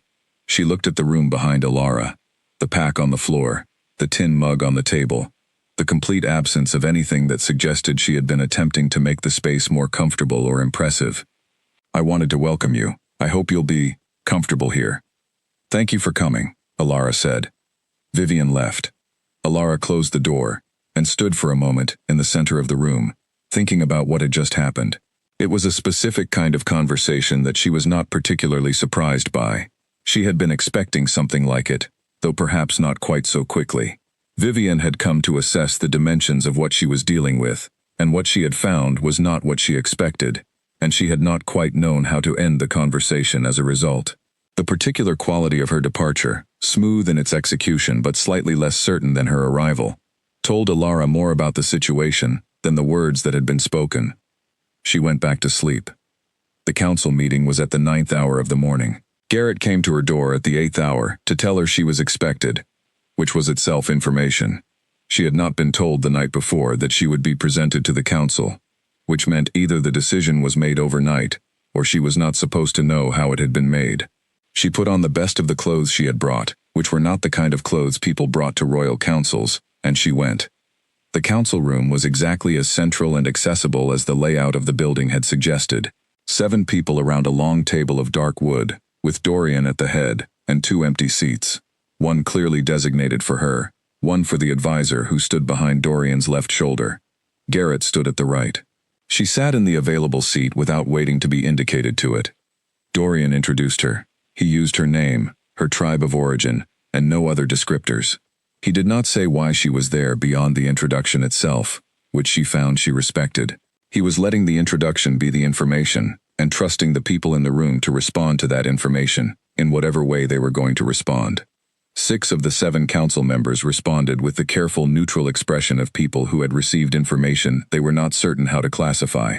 The 7th was Lord Aldrich, who had the particular bearing of someone who had spent decades applying pressure to things and watching them shift, and who looked at the mark on her wrist with the clinical precision of a man cataloging a complication.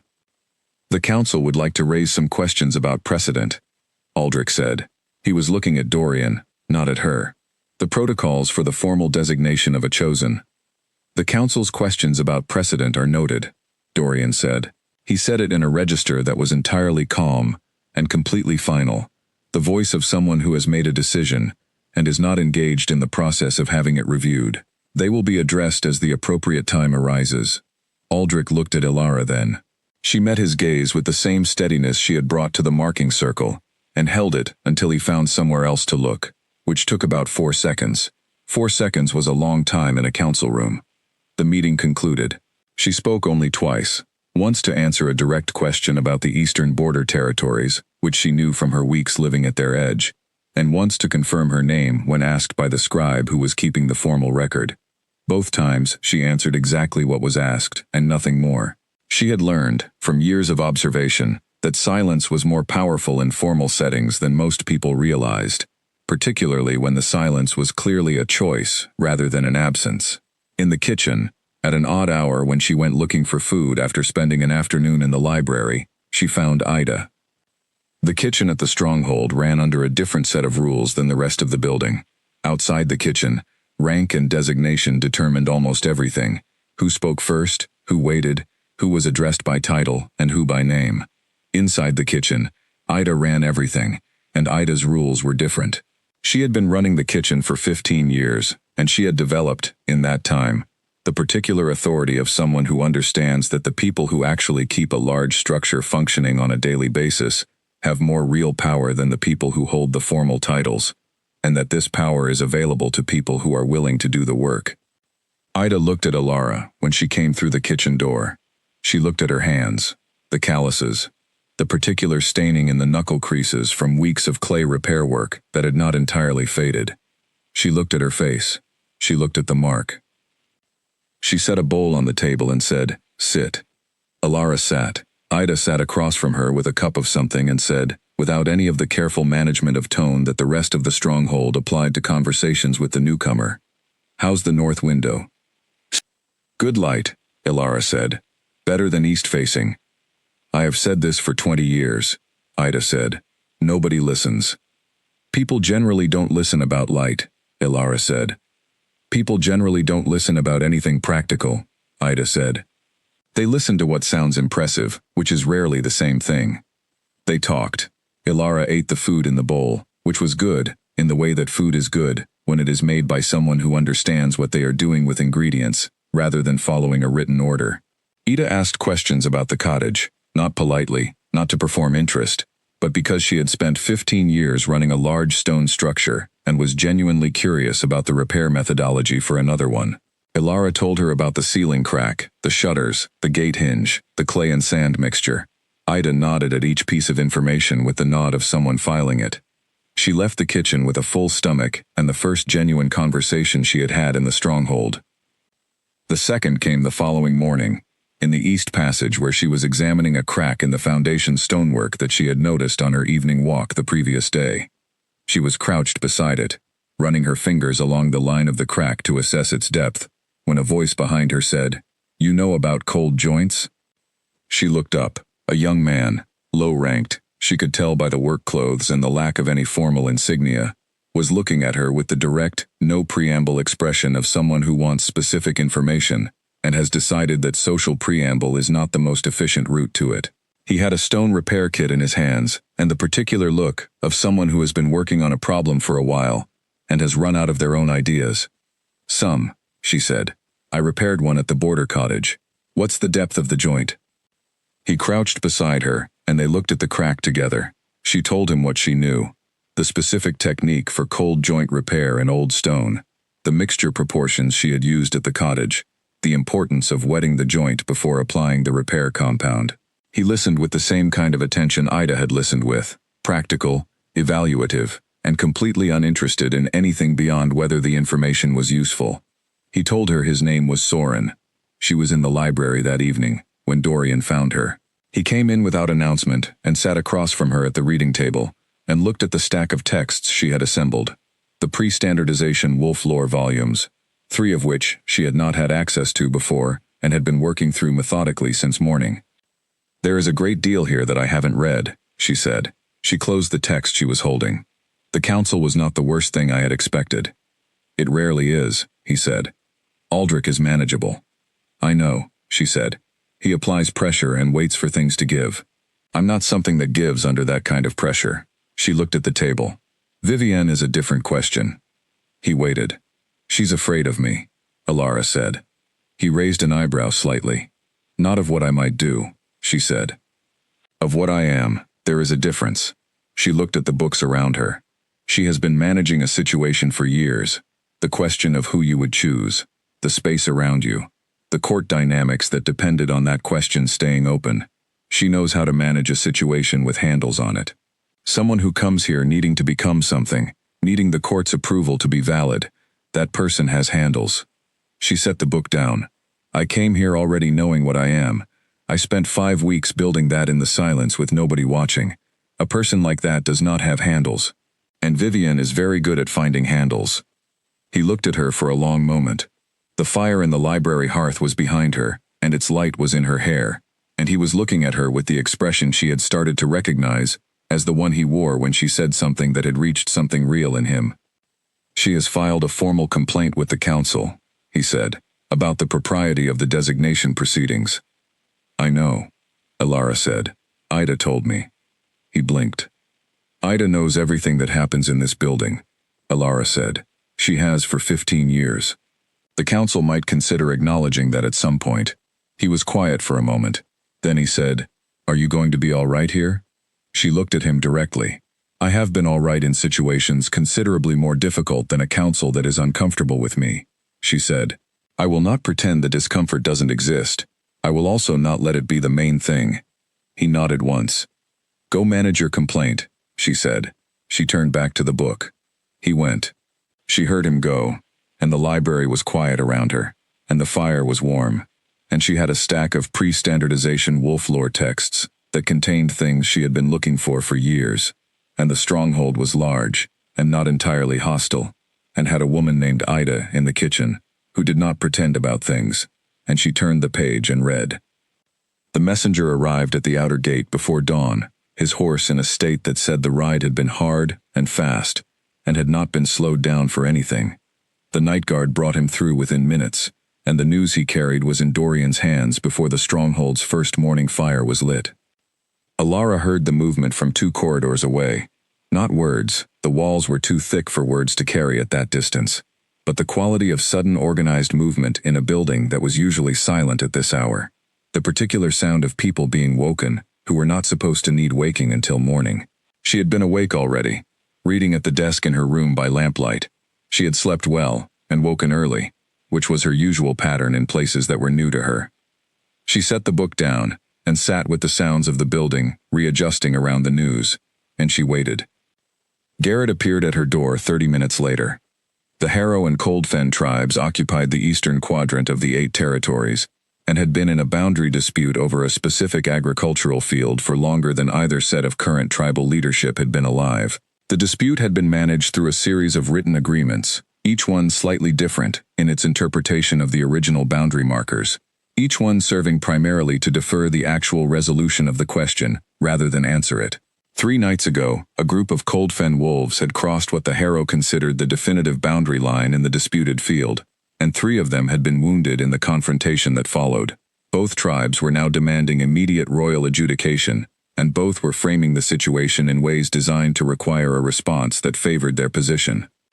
"Dorian is in council now," Garrett said, standing in her corridor in the early dark, with the efficient expression of a man who delivers information rather than his feelings about the information. She could hear the council from here. The sound of raised voices moving through the stone walls was muffled but distinct. The particular quality of a room where several people were trying to speak at the same time, and none of them were succeeding. "How long have the Harrow and Coldfen been in dispute?" she said. "Over this specific boundary. 2 generations, Garrett said. "Over the field in general, longer." She went to the library. It took her 20 minutes to find the Eastern Region's cabinet and locate the Harrow-Coldfen boundary records. The folder was thick. She estimated 40 years of accumulated documents, organized by year but not by significance, which meant she had to read them in order, rather than being able to go directly to the most relevant material. She pulled the entire folder and spread the documents across the reading table and started at the earliest entry. She had been working for an hour when the council meeting ended. She heard the change in the building's ambient sound, the rise in noise from the council room, followed by its dispersal into the corridors, then the relative quiet of people going their separate ways without a resolution. She continued working. The pattern she was looking for was not in the text of any individual document. It was in the sequence of them, the way the disputes escalated, and then settled, and then began again, the timing of each escalation, the specific language used in the demands and counter-demands. She had a piece of paper and she was marking dates on it, and by the end of the second hour, she had a map of the dispute that looked like something she had seen before. A cycle. Tension building in late autumn, escalation in early winter, settlement in spring, quiet through summer, then the slow accumulation of pressure beginning again in mid-autumn. Every settlement addressed the immediate incident. None of them addressed the boundary itself, because neither tribe would agree to a joint survey, because a joint survey required both sides to accept the other's presence on the disputed land, which neither would do for reasons that had everything to do with the history between them and nothing to do with the field. She drew the cycle on the paper. She looked at it for a moment. Then she looked at the original boundary establishment document at the bottom of the folder, the oldest document, dating back 200 years, which contained the first formal measurement of the field boundary. She read it carefully. Then she drew a line on the paper that represented where the original measurement would place the boundary, based on the landmarks described, and her knowledge of how the territory's geography had changed since. She put the paper in her notebook and went to find Dorian. His study was on the Upper East level. He was there. She could hear him moving behind the door before she knocked. He called her in, and she came through the door, and he looked at her with the expression of a man who has been in an unproductive meeting for 2 hours, and is wearing the evidence of it in the set of his jaw. She put the notebook on his desk, opened to the paper she had drawn. "The Harrow-Coldfen dispute runs on a cycle," she said. "Every autumn escalation, every spring settlement. It has been doing this for at least 40 years, probably longer. The settlements don't work because they address the incident rather than the cause, and the cause is that neither tribe will accept a joint survey of the actual boundary." He looked at the paper. "The joint survey was proposed in 3 previous mediations," he said. "I know," she said, "and rejected by both sides each time. But I looked at the original boundary establishment document, the first measurement. If that original document is used as the basis for the survey rather than either tribe's interpretation of it, then neither side is being asked to accept the other's claim. They are being asked to accept a prior authority that predates both of their current claims. She traced the line on the paper. This is where the boundary would fall under the original measurement. The field divides roughly into thirds, with the cold fen holding the northern 2/3, and the harrow, the southern 1/3, which is smaller, but contains the higher quality growing land. He was looking at the paper with the focused attention that meant he was taking it apart and looking for the places where it might fail. She waited. "You did this in 2 hours," he said. "I have been reading the Eastern Territory records for 3 weeks," she said. "The archive in the library is extensive. I read everything relevant to the boundary dispute as part of my general survey of the pre-standardization documentation." He looked at her. "You were reading boundary records for 3 weeks, as part of general interest." "I find the historical documentation of territorial disputes instructive," she said. "They show how resource competition and cultural memory interact over long periods. The pattern is usually more informative than the individual incidents." He sat back in his chair and looked at her with the expression she had begun to associate with the moments when she had said something that reached a place in him he had not expected to reach. "I want to come with you," she said. "When you go to mediate." "No," he said. She waited. He told her about his concerns, the volatility of the situation, the 2 aggressive tribal contingents, the risk of putting her in the path of that level of confrontation.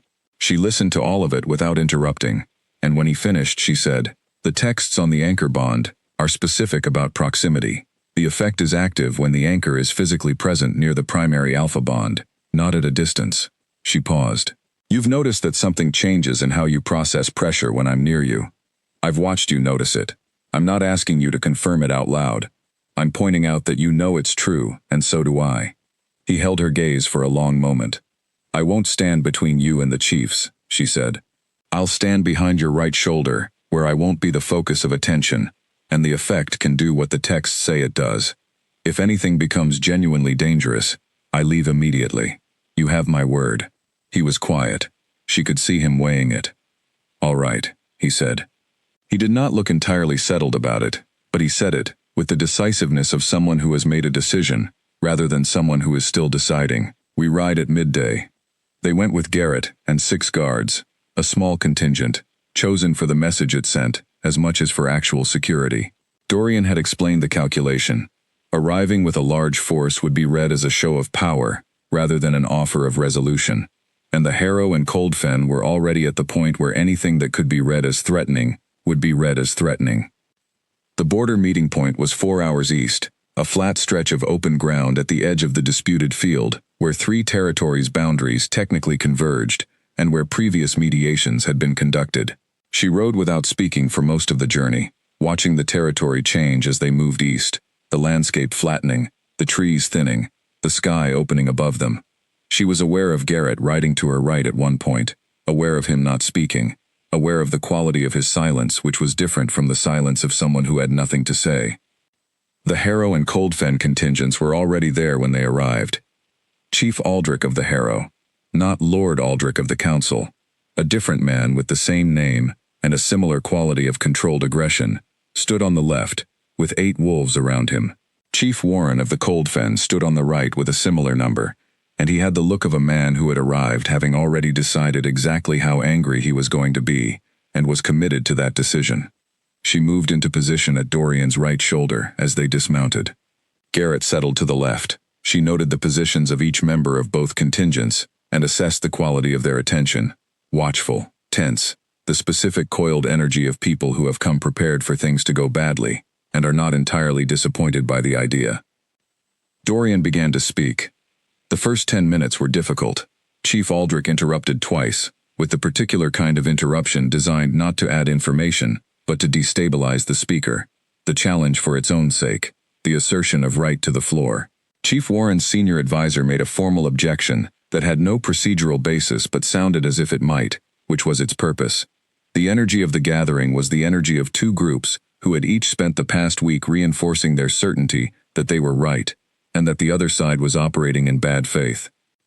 She stood at Dorian's right shoulder and said nothing. She was doing what she had always done in difficult situations, tracking the energy of the space, looking at where the attention was, monitoring the quality of what was happening beneath the surface of what was being said. The Cold Fen wolves were the more volatile of the two groups. Chief Warren's personal energy was the highest. She could see it in the way he moved, the constant small shifts of his weight, the way his hands never quite settled. And then something happened. The change was so subtle that she almost missed it. Almost, but not quite.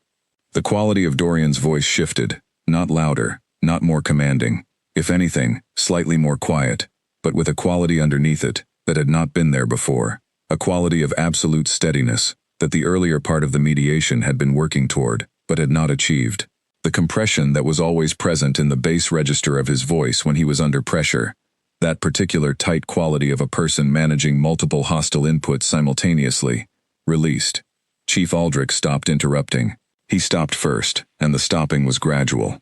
One interruption, then a pause that was longer than the previous pauses. Then the next thing Dorian said was received without challenge, and the pattern was broken.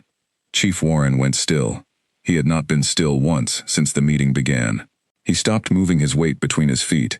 He stopped touching the hilt of the knife at his belt. He was looking at Dorian with the expression of a man who has abruptly registered that the person speaking has said something that deserved to be heard, and he was trying to catch up to what it was. Garrett looked at her. She saw it in her peripheral vision, the turn of his head, the quality of his attention in that brief look. She did not look back. She kept her attention on the meeting. The mediation ran for 2 hours. It ended with a formal agreement. Both chiefs signing their names to the document that submitted the boundary question to a joint survey, conducted under royal oversight, with the original measurement document as the primary authority. This was the outcome that had been proposed and rejected in 3 previous mediations. She watched both chiefs sign it, and then she watched them look at each other across the table, and the look was not warm, but it was not the look of men who believed a fight was imminent. Chief Warren, on his way to his horse, stopped beside her. He looked at her right wrist. He looked at her face. He was a broad man with a long face and gray eyes that she had been watching for 2 hours across the mediation table, and she had assessed him as fundamentally serious, not aggressive, not power-seeking in the way of people who want power for its own sake, but serious about what he was responsible for in the way of someone who has been carrying it for a long time and feels the weight of it honestly. "You are his anchor," he said. He said it quietly, not for anyone else in the gathering. "I don't know what you mean," she said. "I think you do," he said. He looked at the mark on her wrist once more, not with judgment, not with the careful managed acknowledgement she had become accustomed to, but with something that was close to recognition. "I've only read about it, in the pre-standardization texts, in a section my scholars dismissed as legendary. I didn't believe it was real." He paused. "I do now." He nodded once, a small, contained gesture that was formal without being empty, and walked to his horse. On the ride back, when the stronghold was visible in the distance against the late afternoon sky, she was riding slightly ahead of the main group when she heard Garrett's voice behind her, low and directed at Dorian. "What happened back there?" Garrett said. She heard Dorian answer. 3 words, said with the particular quiet of someone who is being honest about something he is still working out for himself. He said, "She happened." She kept her eyes on the path ahead. She kept her pace steady.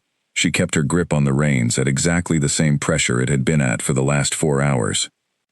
But something in her chest, which had been maintaining a particular careful arrangement of itself for several weeks, shifted, quietly and without announcement, like a door that had been braced against the wind finally allowed to move in the direction it had been built to move.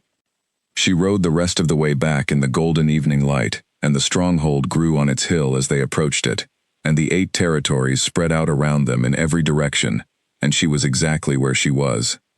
The royal messenger arrived at the Silverstone tribe's tribal hall in the darkest hour before dawn, when the village was entirely asleep, and the only light was the ember glow through the windows of the hall's banked night fire. He did not wait for a convenient hour. He dismounted, knocked on the hall door until it was opened, handed the folded document with the Alpha King's seal to the attendant who appeared in the doorway, and said, "For the senior council, immediate attention required." Then he rode away, and the attendant stood in the doorway with the document in his hand, and the cold pre-dawn air on his face, and the village was silent around him. George found the document on the hall table when he came in at dawn to lay the morning fire. He recognized the seal before he touched it. Everybody in the 8 territories knew the Alpha King's seal. It was pressed into every treaty, every territorial agreement, every formal correspondence that came from the royal stronghold. He had seen it on documents before, in the hall's archive, the accumulated correspondence of decades. He had never seen it addressed directly and urgently to the Silverstone's senior council. He unfolded it. He read it. He read it a second time, more slowly, making sure he was reading what he thought he was reading. Then he sat down in the nearest chair and held the document in his hands and looked at the morning fire he had not yet laid, the cold hearth, the banked ashes, the ordinary objects of an ordinary morning that had just become something else. The document summoned the Silverstone tribe's senior council, all 5 elders, by name, to appear before the Alpha King's full assembly at the royal stronghold within 4 days. The subject of the assembly was stated in the formal language of royal summons, the historical application of the Unworthy designation within the Silverstone tribe, and by extension, the broader practices of the tribal assessment system across the 8 territories, specifically, as related to the documentation, classification, and reporting of the Omega Anchor Bond designation. He sat with this for a long time. Nora found him there when she came to bring him his morning tea, as she had done for 30 years. She saw the document in his hands and the expression on his face, and she sat down beside him and said, "What does it say?" He told her. She was quiet for a long moment after he finished. "She did this," she said. "She exists," he said. "That's what she did." He looked at the document. "The rest is what we did." Nora did not answer. He watched her hands move in her lap, the small, precise twisting movement she made when she was managing something she had not yet decided how to manage. She had always been a woman who managed things, who considered the cost of emotions before she expressed them, and shaped her responses to minimize the disruption to the structures she moved within. He had loved her for this quality for a long time. He was looking at it differently this morning. "She'll be there," he said, "at the assembly." Nora looked at the fire. "She is going to be in that room," he said, "and we are going to be in that room, and there is going to be a record made of what happened, and we will be part of the record." He set the document on the table.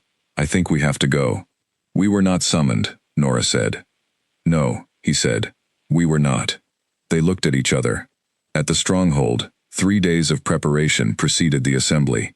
Finn, the royal scholar, worked from early morning to late evening compiling the documentary record. Not only the archive texts about the anchor designation and the internal council papers documenting its reclassification, but also the specific ceremony records from the Silverstone and from 6 other tribes in the 8 territories where unworthy marks had been applied to wolves, whose bond readings showed the same pattern as Alara's. Invisible through the lens, unremarkable in the standard record, exceptional only in the private reports that had been routed to the High Council and filed. He found 47 names in 230 years of records. He brought the list to Dorian. Dorian read it without speaking. Then he set it on the desk and said, "All of them." Finn said, "All of them." The preparation for the assembly included the arrangement of the Great Hall, the largest formal space in the stronghold, with tiered seating that could accommodate the full delegations of all 8 tribes, plus the Royal Council, plus the scholarly archive staff, plus the public gallery. It had not been opened for an assembly this large in 10 years. The long tables came up from storage. The formal seating arrangements, which encoded the territorial hierarchy and where each delegation sat, were mapped by Finn, according to the established protocol, and then reviewed by Dorian, who made no changes. Alara did not know the assembly had been called until Garrett told her, the evening before it was to take place. She was in the East Passage, helping Soren with the final stages of the cold joint repair they had been working on together for a week, when Garrett appeared in the passage and told her, in his economical way, that a full tribal assembly had been summoned for the following morning, and that she was expected to be seated at the council table. She stood up. She looked at the passage wall for a moment. Then she thanked Soren for the day's work, and went to find Dorian. She found him in his study. He looked at her when she came in, and he did not look surprised that she had come. "Tell me everything," she said. He told her. The archive research. The 47 names. The internal council documents that showed the deliberate construction of the suppression system, not an accidental gap in the lens calibration, but a deliberate decision, made 300 years ago, and maintained since, to route the anchor designation out of the tribal ceremony process and into a system where it could be managed and contained. He told her what the document said about why the decision had been made, in the formal language of a 300-year-old High Council meeting, that the bond's proximity-dependent effect on the primary alpha leadership structure represented an arrangement of influence outside sanctioned hierarchical control, and that its formal recognition within the tribal system would create an improper distribution of bonded authority across territorial boundaries. She listened to all of this standing at the window, looking at the north tree line. They were afraid of it, she said. The High Council. They were afraid of where the bond would land if it was left to operate without being suppressed. Yes, he said. Because an anchor who bonded freely would bond to the strongest available alpha leadership, she said, which would be the royal level, not the tribal level, and the tribal council structures derive their authority from the idea that the highest effective governance is at the tribal level. She was quiet for a moment. An Omega anchor at the royal level makes the case, just by existing, that there is a legitimate authority above the tribal tier. The tribes don't want that case to be made. He was looking at her from across the room. How many of those 47 names, she said, were from families like mine? Ordinary families, not particularly powerful in their tribes, wolves who had never caused any difficulty and simply had a bond the elders couldn't account for. Most of them, he said. She turned from the window. I don't want to be there tomorrow, she said. She said it plainly, without drama or performance. I want you to know that, so that you know what it means that I will be. He nodded. She went back to her rooms and sat by the window in the dark for a long time, and she thought about the 47 names, and she thought about what a list like that contained. 47 lives, redirected by a mark that was applied deliberately and called something it was not, and she thought about Voss, looking through the lens, and the specific quality of his expression, when he had gone still, and reached not for the golden press, but for the red cloth. She had always known he had decided. Now she knew what he had known when he decided.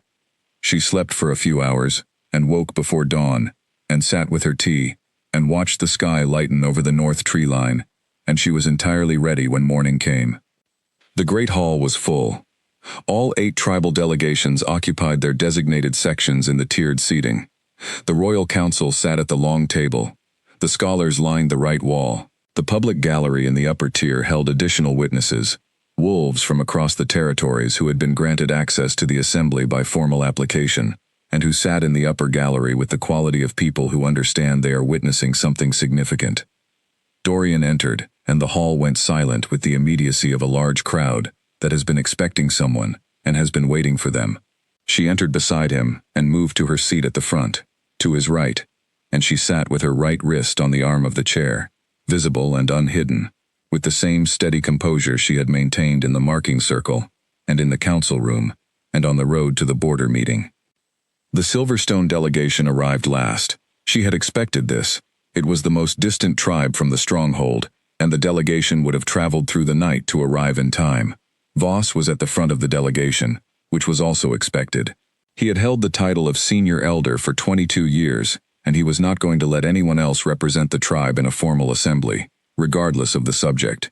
He found her face in the hall within 30 seconds of entering. She had noticed, over the weeks since the ceremony, that people who had done something to her always found her face first in a room, as if the fact of what they had done created a line of sight between them. He found her face, and he looked at the mark on her wrist. She had not moved it, had not made any adjustment to its visibility, and she held his gaze until he was the one who looked away. He sat down.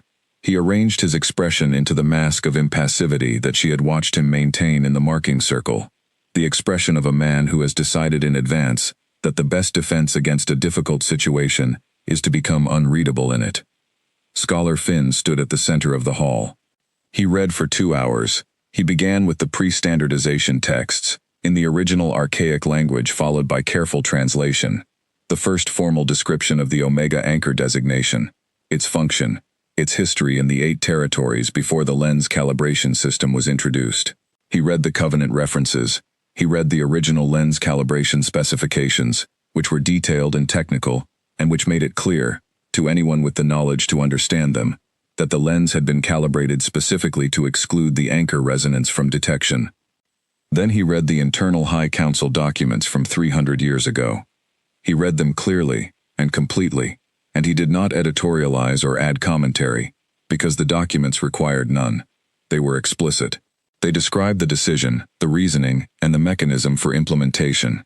They used the words reporting protocol and reclassification and sanctioned hierarchical control, and under the formal language the meaning was precise. We are doing this deliberately. We know what we are doing, and we believe it is necessary. The hall received this in the specific way that large gatherings receive things that are both previously unknown and intuitively familiar, with the quality of silence that is not emptiness but recognition, the silence of people sitting with something they may have suspected without proof. Chief Warren was in the cold fen section directly across the hall. She saw him looking at Voss with an expression that she recognized from the border meeting, the same expression of someone who has formed a clear judgment and is not interested in moderating it. Dorian spoke. He was measured and exact and entirely without heat, which was in some ways more difficult to sit across from than anger would have been. He stated what had been done, when, and under whose authority. He stated the specific impact. 47 named wolves over 230 years, each of them assessed through the lens by an elder who knew what the lens was showing them and chose the red press anyway. He stated what the assembly was now formally addressing. Then he looked directly at Elder Voss. The hall was completely silent. Even the gallery above had settled into the particular stillness of people who understand that something important is happening and do not want to interrupt it. Elder Voss, Dorian said, the Silverstone tribe's ceremony record shows that you conducted the worthiness ceremony assessment for Alara 5 weeks ago, at which you applied the unworthy mark. You assessed her bond through the reading lens before applying that mark. He paused. Did you know what you were reading when you looked through that lens? The silence. Voss's expression held its careful arrangement. I followed the standard assessment protocol, he said, as I have followed it for every ceremony in 22 years of service. I did not ask about your protocol, Dorian said. I asked whether you knew what you were reading. Another silence. Longer. The quality of it had changed. It was not the ordinary quiet of a hall between speakers. It was the particular quality of a silence that is holding something. Elder Crane, seated to Voss's left, looked at his hands. He had been looking at his hands at intervals throughout Finn's reading. The gesture told her something she had already suspected. Crane had carried the weight of this differently than Voss had, and it had cost him differently, and the two of them had come to the same decision by different roads, and were now sitting at different distances from it.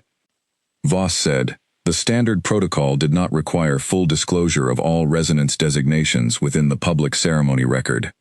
Elder Voss, Dorian said, and his voice had the quality she had heard in the mediation, the absolute stillness underneath the words, the quality of something that has stopped moving. Did you know what you were reading when you looked through the lens at Alara of the Silverstone? The pause lasted a long time. She counted 8 seconds. She had never heard 8 seconds of silence in a full assembly hall before. Voss did not answer. The non-answer was the answer, and everyone in the hall understood this simultaneously, and the quality of the silence changed again. It became something denser, something that had judgment in it, the judgment of several hundred people who have all just understood the same thing. Elder Crane spoke then, without being asked. His voice was lower than Voss's, and had none of the careful arrangement in it.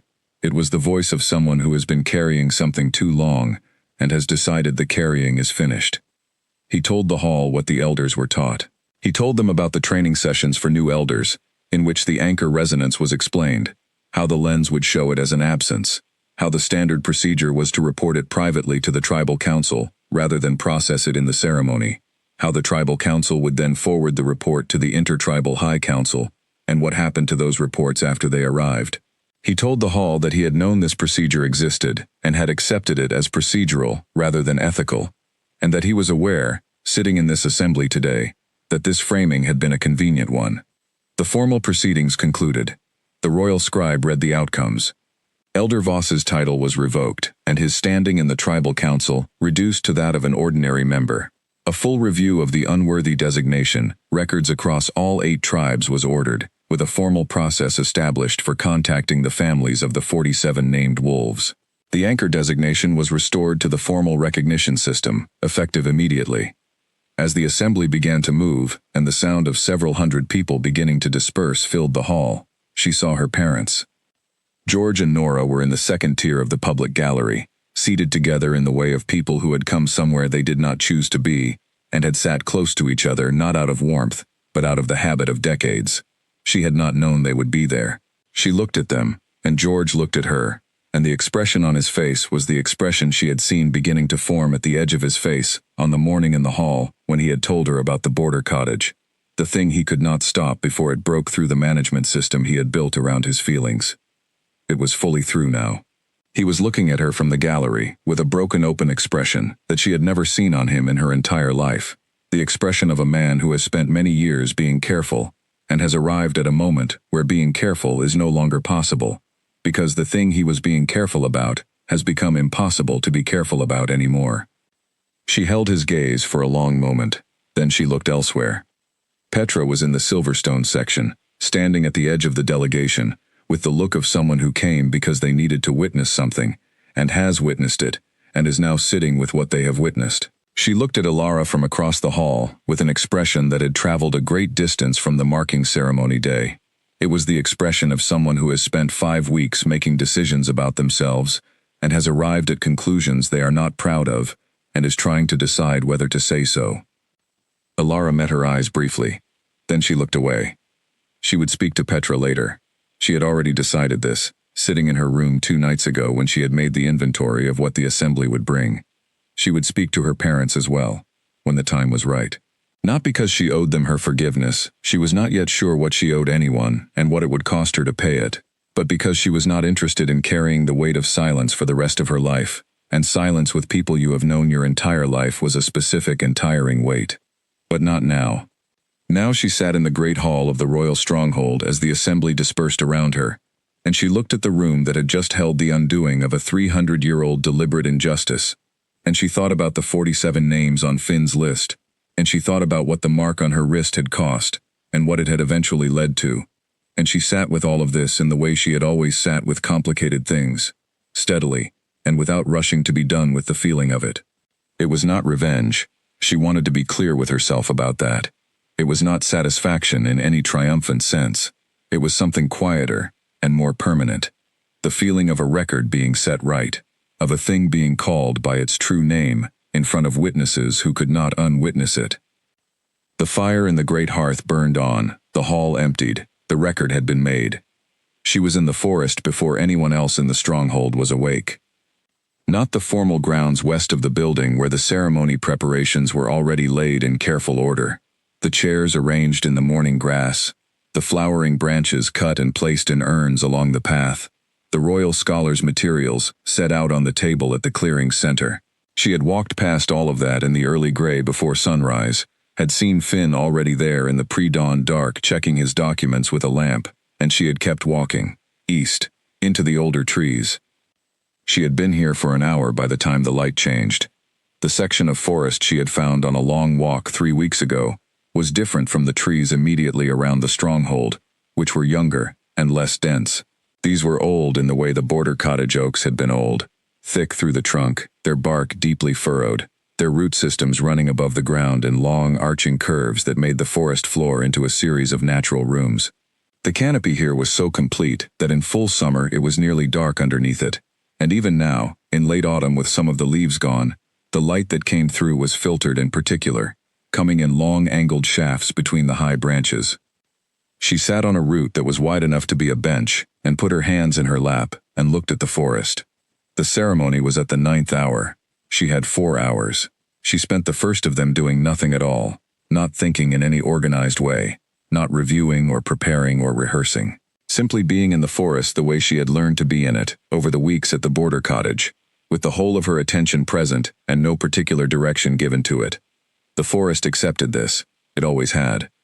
After the first hour, she began to think. She thought about the cottage. She had been back twice since leaving it. The first time, she had gone to collect the remaining books and the wound oil she had left on the shelf, and the cottage had been exactly as she had left it, tight against the weather, the tools on their hooks, the herbs gone to dust on the ceiling beam. The second time she had gone for no particular reason she could fully articulate. To stand in the yard and see it. To walk through the rooms and run her hand along the filled ceiling crack and look at the window shutters that closed properly now. On the second visit, she had found the yard tended. The wild plants had been cut back carefully, not stripped, not cleared, but managed in the way she would have managed them herself, the useful ones preserved, the invasive ones reduced, the wood sorrel in the south corner staked and trimmed to encourage the late growth. The gate had been re-oiled, the woodpile under the shelter had been restacked and added to. She estimated 2 months of additional supply had been brought in from somewhere and split and stacked in the back. She had never found out who had done it. She had her strong suspicion. Soren had been absent from the stronghold for a full day around the time of her second visit, and when he returned, he had not mentioned where he had been, and she had not asked, because some things did not need to be asked. The doing of it was the whole of what mattered. She thought about the fox. It had been gone from the hollow for over 2 months now, recovered and wild, running on 4 good legs through wherever the forest took it. She had found tracks near the North Stream on her 3rd week at the stronghold during one of her early morning walks.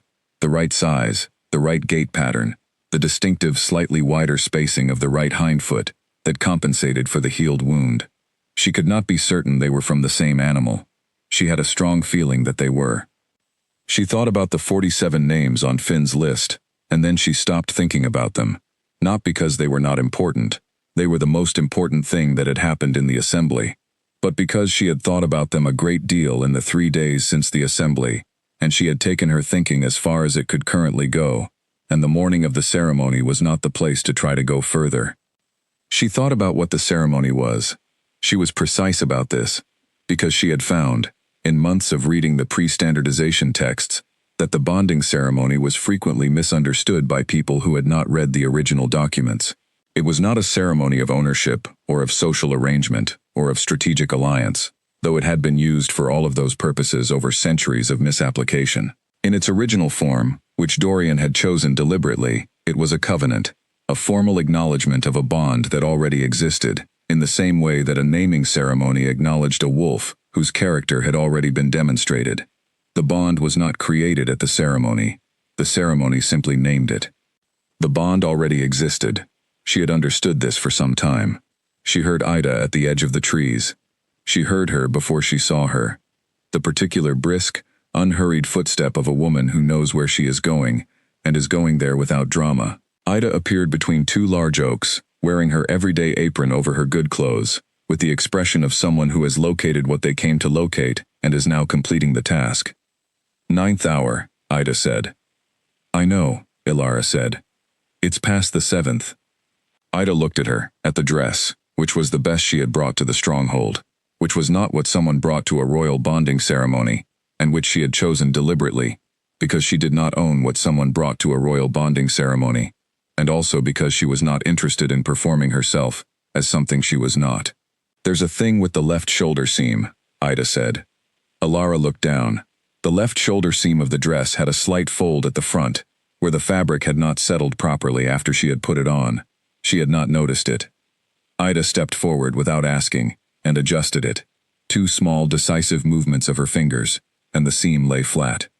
She stepped back and looked at the result. Good, she said. They walked back through the trees together, and when they reached the edge of the formal grounds, Ida stopped and Ilara went on, and she did not look back, but she heard Ida's footsteps turn in the direction of the kitchen, because Ida always returned to the kitchen. The delegation from the Silverstone arrived last, as it had arrived last at the assembly, the same delegation, now with the new senior elder in the place where Voss had stood. She did not watch them arrive. She was standing with Finn at the center of the clearing, reviewing the structure of the ceremony with the thoroughness of someone who finds comfort in knowing exactly what is going to happen, and she kept her attention there. Chief Warren arrived with the Cold Fen delegation and took his position across the clearing. She saw him find her in the crowd and nod once, the same small, contained gesture he had given her at the border meeting's end. She returned it. All 8 tribe delegations were present, required by law, which meant every person who had been in the assembly 3 days ago was also here now, in the ancient forest at the edge of the 8 territories. watching a ceremony that had not been conducted at a forest location since the original 8-territory covenant had been signed 400 years ago. Dorian had chosen the forest location against the advice of the formal protocol, which specified the Great Hall for all bonding ceremonies involving the royal line. The council had raised the objection. He had said, her forest. The matter had been closed. She had heard about this from Garrett, not from Dorian. Dorian had not told her, which she suspected was because he knew she would have told him it wasn't necessary, and he had not wanted to be told it wasn't necessary. He was at the center of the clearing now, across from where she stood, and the morning light had come fully through the canopy, and was falling on both of them in the direct, clear way of light that has no competing structure to diffuse it. He was wearing formal clothes, the dark formal dress of the royal line, without the personal touches that had characterized the traveling clothes she had known him in for months. He looked like the Alpha King of the 8 territories, which he was. He also looked like the man who had stood at the tree line of the cottage forest on the second morning and waited for her without speaking, which he also was. She walked to the center of the clearing. Finn stood between them. He was the royal scholar of 20 years, and she had come to know him well in her weeks of library work, and he was a serious and careful man who took his work seriously, and had taken this particular ceremony more seriously than any in his memory, as he had told her the previous evening, with a quality of feeling that was not common for him. He began with the covenant text.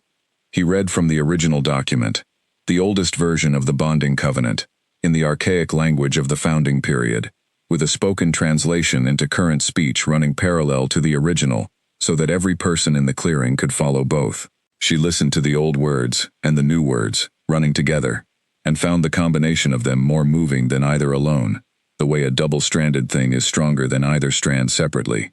The covenant was, to see clearly what is before you, to name it accurately, to carry the naming honestly regardless of what it costs. She thought about Elder Voss looking through the lens and not naming what he saw. She thought about what the cost of accurate naming would have been for him, the disruption to the system he had maintained, the loss of the control that the suppression had preserved. She thought about how the covenant they were speaking now was, among other things, a direct answer to what he had done. She put her hands out. Dorian put his hands into hers. Finn read the joining language. She said the formal response when the text required it, and so did Dorian, and the language of the ceremony moved between them and around them, and through the assembled gathering in the morning light. Then Finn reached for the bonding seal. He came to her right wrist, and he paused. He had known he would pause here. They had reviewed the ceremony the previous evening, and he had asked her, with careful directness, whether she wanted to discuss the possibility that the bonding seal's application might interact with the existing mark. She had told him she did not know what would happen, and that she was not going to spend the ceremony worrying about it, and that she wanted him to proceed as the ceremony specified without adjustment. He pressed the seal to her wrist. The heat lasted longer than she expected. She was counting it in the back of her mind. 2 seconds, 3, and the heat was not the brief, sharp heat of the unworthy press. It was deeper and more sustained, the heat of something that was not marking but activating. She had read, in the pre-standardization texts, a description of the bonding seal's effect as illuminating rather than inscribing, not pressing a new mark into the skin, but making visible what was already present. She looked down. The crimson mark was changing, not disappearing, not being covered or replaced, changing, from the inside, the dark rust color lightening as something moved through it the way warmth moves through cold, not replacing the cold but changing its quality. A thread appeared at the center of the circle, fine enough that she had to look carefully to see it, and it was the color of ice held to sunlight, gold and silver simultaneously, or neither, something that changed depending on the angle of the light. The thread moved from the center of the circle outward along the inner edge, and then it branched, fine lines that radiated out from the original boundary, in a pattern she recognized from her months of reading about root systems and underground growth, the branching pattern of a mature root network when you traced it below the surface. The original crimson mark was still there. It had not been erased. It had been integrated, the rust red of the original circle still present as the outer boundary of the pattern, with the gold-silver root, branching spreading from within it, the two marks together forming something that was not either mark alone, but both of them at once, the scar and the gift existing in the same space. The anchor mark. its true form. The form it took when the bond it belonged to was named and witnessed. She became aware of the silence in the clearing. She became aware of it in the way she became aware of a change in the forest, as a shift in the quality of the air, rather than a specific sound stopping. The gathering had gone entirely still. She looked up. Chief Warren was at the front of the Cold Fen delegation, and he was looking at her wrist with an expression that she had not seen on him before. Not the careful judgment or the pragmatic assessment he usually wore, but something unguarded and particular. The expression of a man who is witnessing something he had been told was real, and had believed academically, and has just experienced as actually real. He made a sound that was not quite a word. Several people near him turned to look at what he was looking at.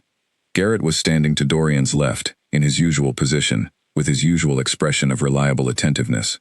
She had seen Garrett's face through months of difficult situations now, at the cottage clearing when he had appeared looking for Dorian, at the council table, at the border meeting, at the assembly, and she had come to know his expression well enough to read its degrees.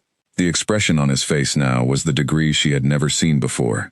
It was something that lived in the same country as what Chief Warren's face was doing, but expressed in Garrett's characteristic economy. It was reverence. It was the face of someone who has been in the presence of something they did not know they believed in. Finn said something. She heard it twice, the archaic version and the current translation, and the translation was, "The bond is acknowledged, the covenant is completed, the naming is made." He closed the covenant text. The royal scribe stepped forward. She heard the scribe read the formal designation in a voice that carried to every corner of the clearing, and into the trees beyond. And the voice was steady and precise in the way of a man who has practiced the words and knows the weight of them. Queen Anchor of the 8 territories. The first holder of the title in recorded history. The 8 delegations received this in the way that large gatherings receive something unprecedented, not with uniform sound or movement, but with individual responses spreading across the space in a wave. She saw Warren straighten. She saw the Harrow representative across the clearing put his chin up. She saw the Silverstone section, her family's tribe, absorb it in the particular way of a group that is receiving information with a complex relationship to their own part in it. She looked at the ancient trees around the clearing, the trees that had been here before any of the 8 territories had their names, that had watched the territories' human arrangements change over centuries, with the patient indifference of things that were not in any system, and did not need to be. She had talked to trees like these, or trees like the border cottage oaks, which were the same category of ancient, on quiet evenings at the cottage when there was nobody else to speak to. Not because she believed the trees answered, because she needed to hear a voice, and had decided that her own was adequate. The trees were here. They had been here when the system that branded her with a false name was built, and they had been here while she walked through the forest to the border cottage in the middle of the night, and they had been here while she filled the ceiling crack, and learned the stream's path, and watched the fox recover in the hollow. They did not require her to be anything. They never had. She became aware of Dorian beside her, as the gathering began to move around them. He did not say anything for a moment. He was looking at the mark on her wrist, and then he was looking at her face, and the expression on his face was the expression she had seen beginning to form on his face in the cottage during the storm. The expression of someone who has been carrying something heavy, and has found the thing that makes the carrying worth it, and is looking at it clearly for the first time. "You're looking at the trees," he said. "They were here before any of this," she said. "Before the territories, before the ceremony, before the designation system and all its arrangements. They'll be here after too. So will you," he said. She turned and looked at him, the Alpha King who had followed a scent through the forest on a diplomatic trip, and found her with a wounded fox, and had come back every morning, because something in him recognized something in her, before either of them had words for what they were recognizing. The man who had held her wrist in the firelight, and said her name for the first time. The man who had stood in her yard in the morning light, with the east border cottage behind them, and held out his hand. She said, "Yes." He held out his hand. She took it. They stood together at the edge of the ancient forest, as the morning light came through the high branches, in the long, slow way of light, through very old trees. Not the direct light of open sky, but the filtered, particular light of a canopy, that has been filtering light for centuries, and knows how to do it, in a way that makes everything underneath it look like it belongs there. The gathering around them moved and spoke in the ordinary sounds of a large group of people completing a formal occasion and beginning the transition back into their daily lives. She was aware of it all, the delegations organizing themselves for the return journey, the scholars gathering the ceremony materials, Ida moving at the edge of the clearing with the purposeful efficiency of someone who has catering to think about.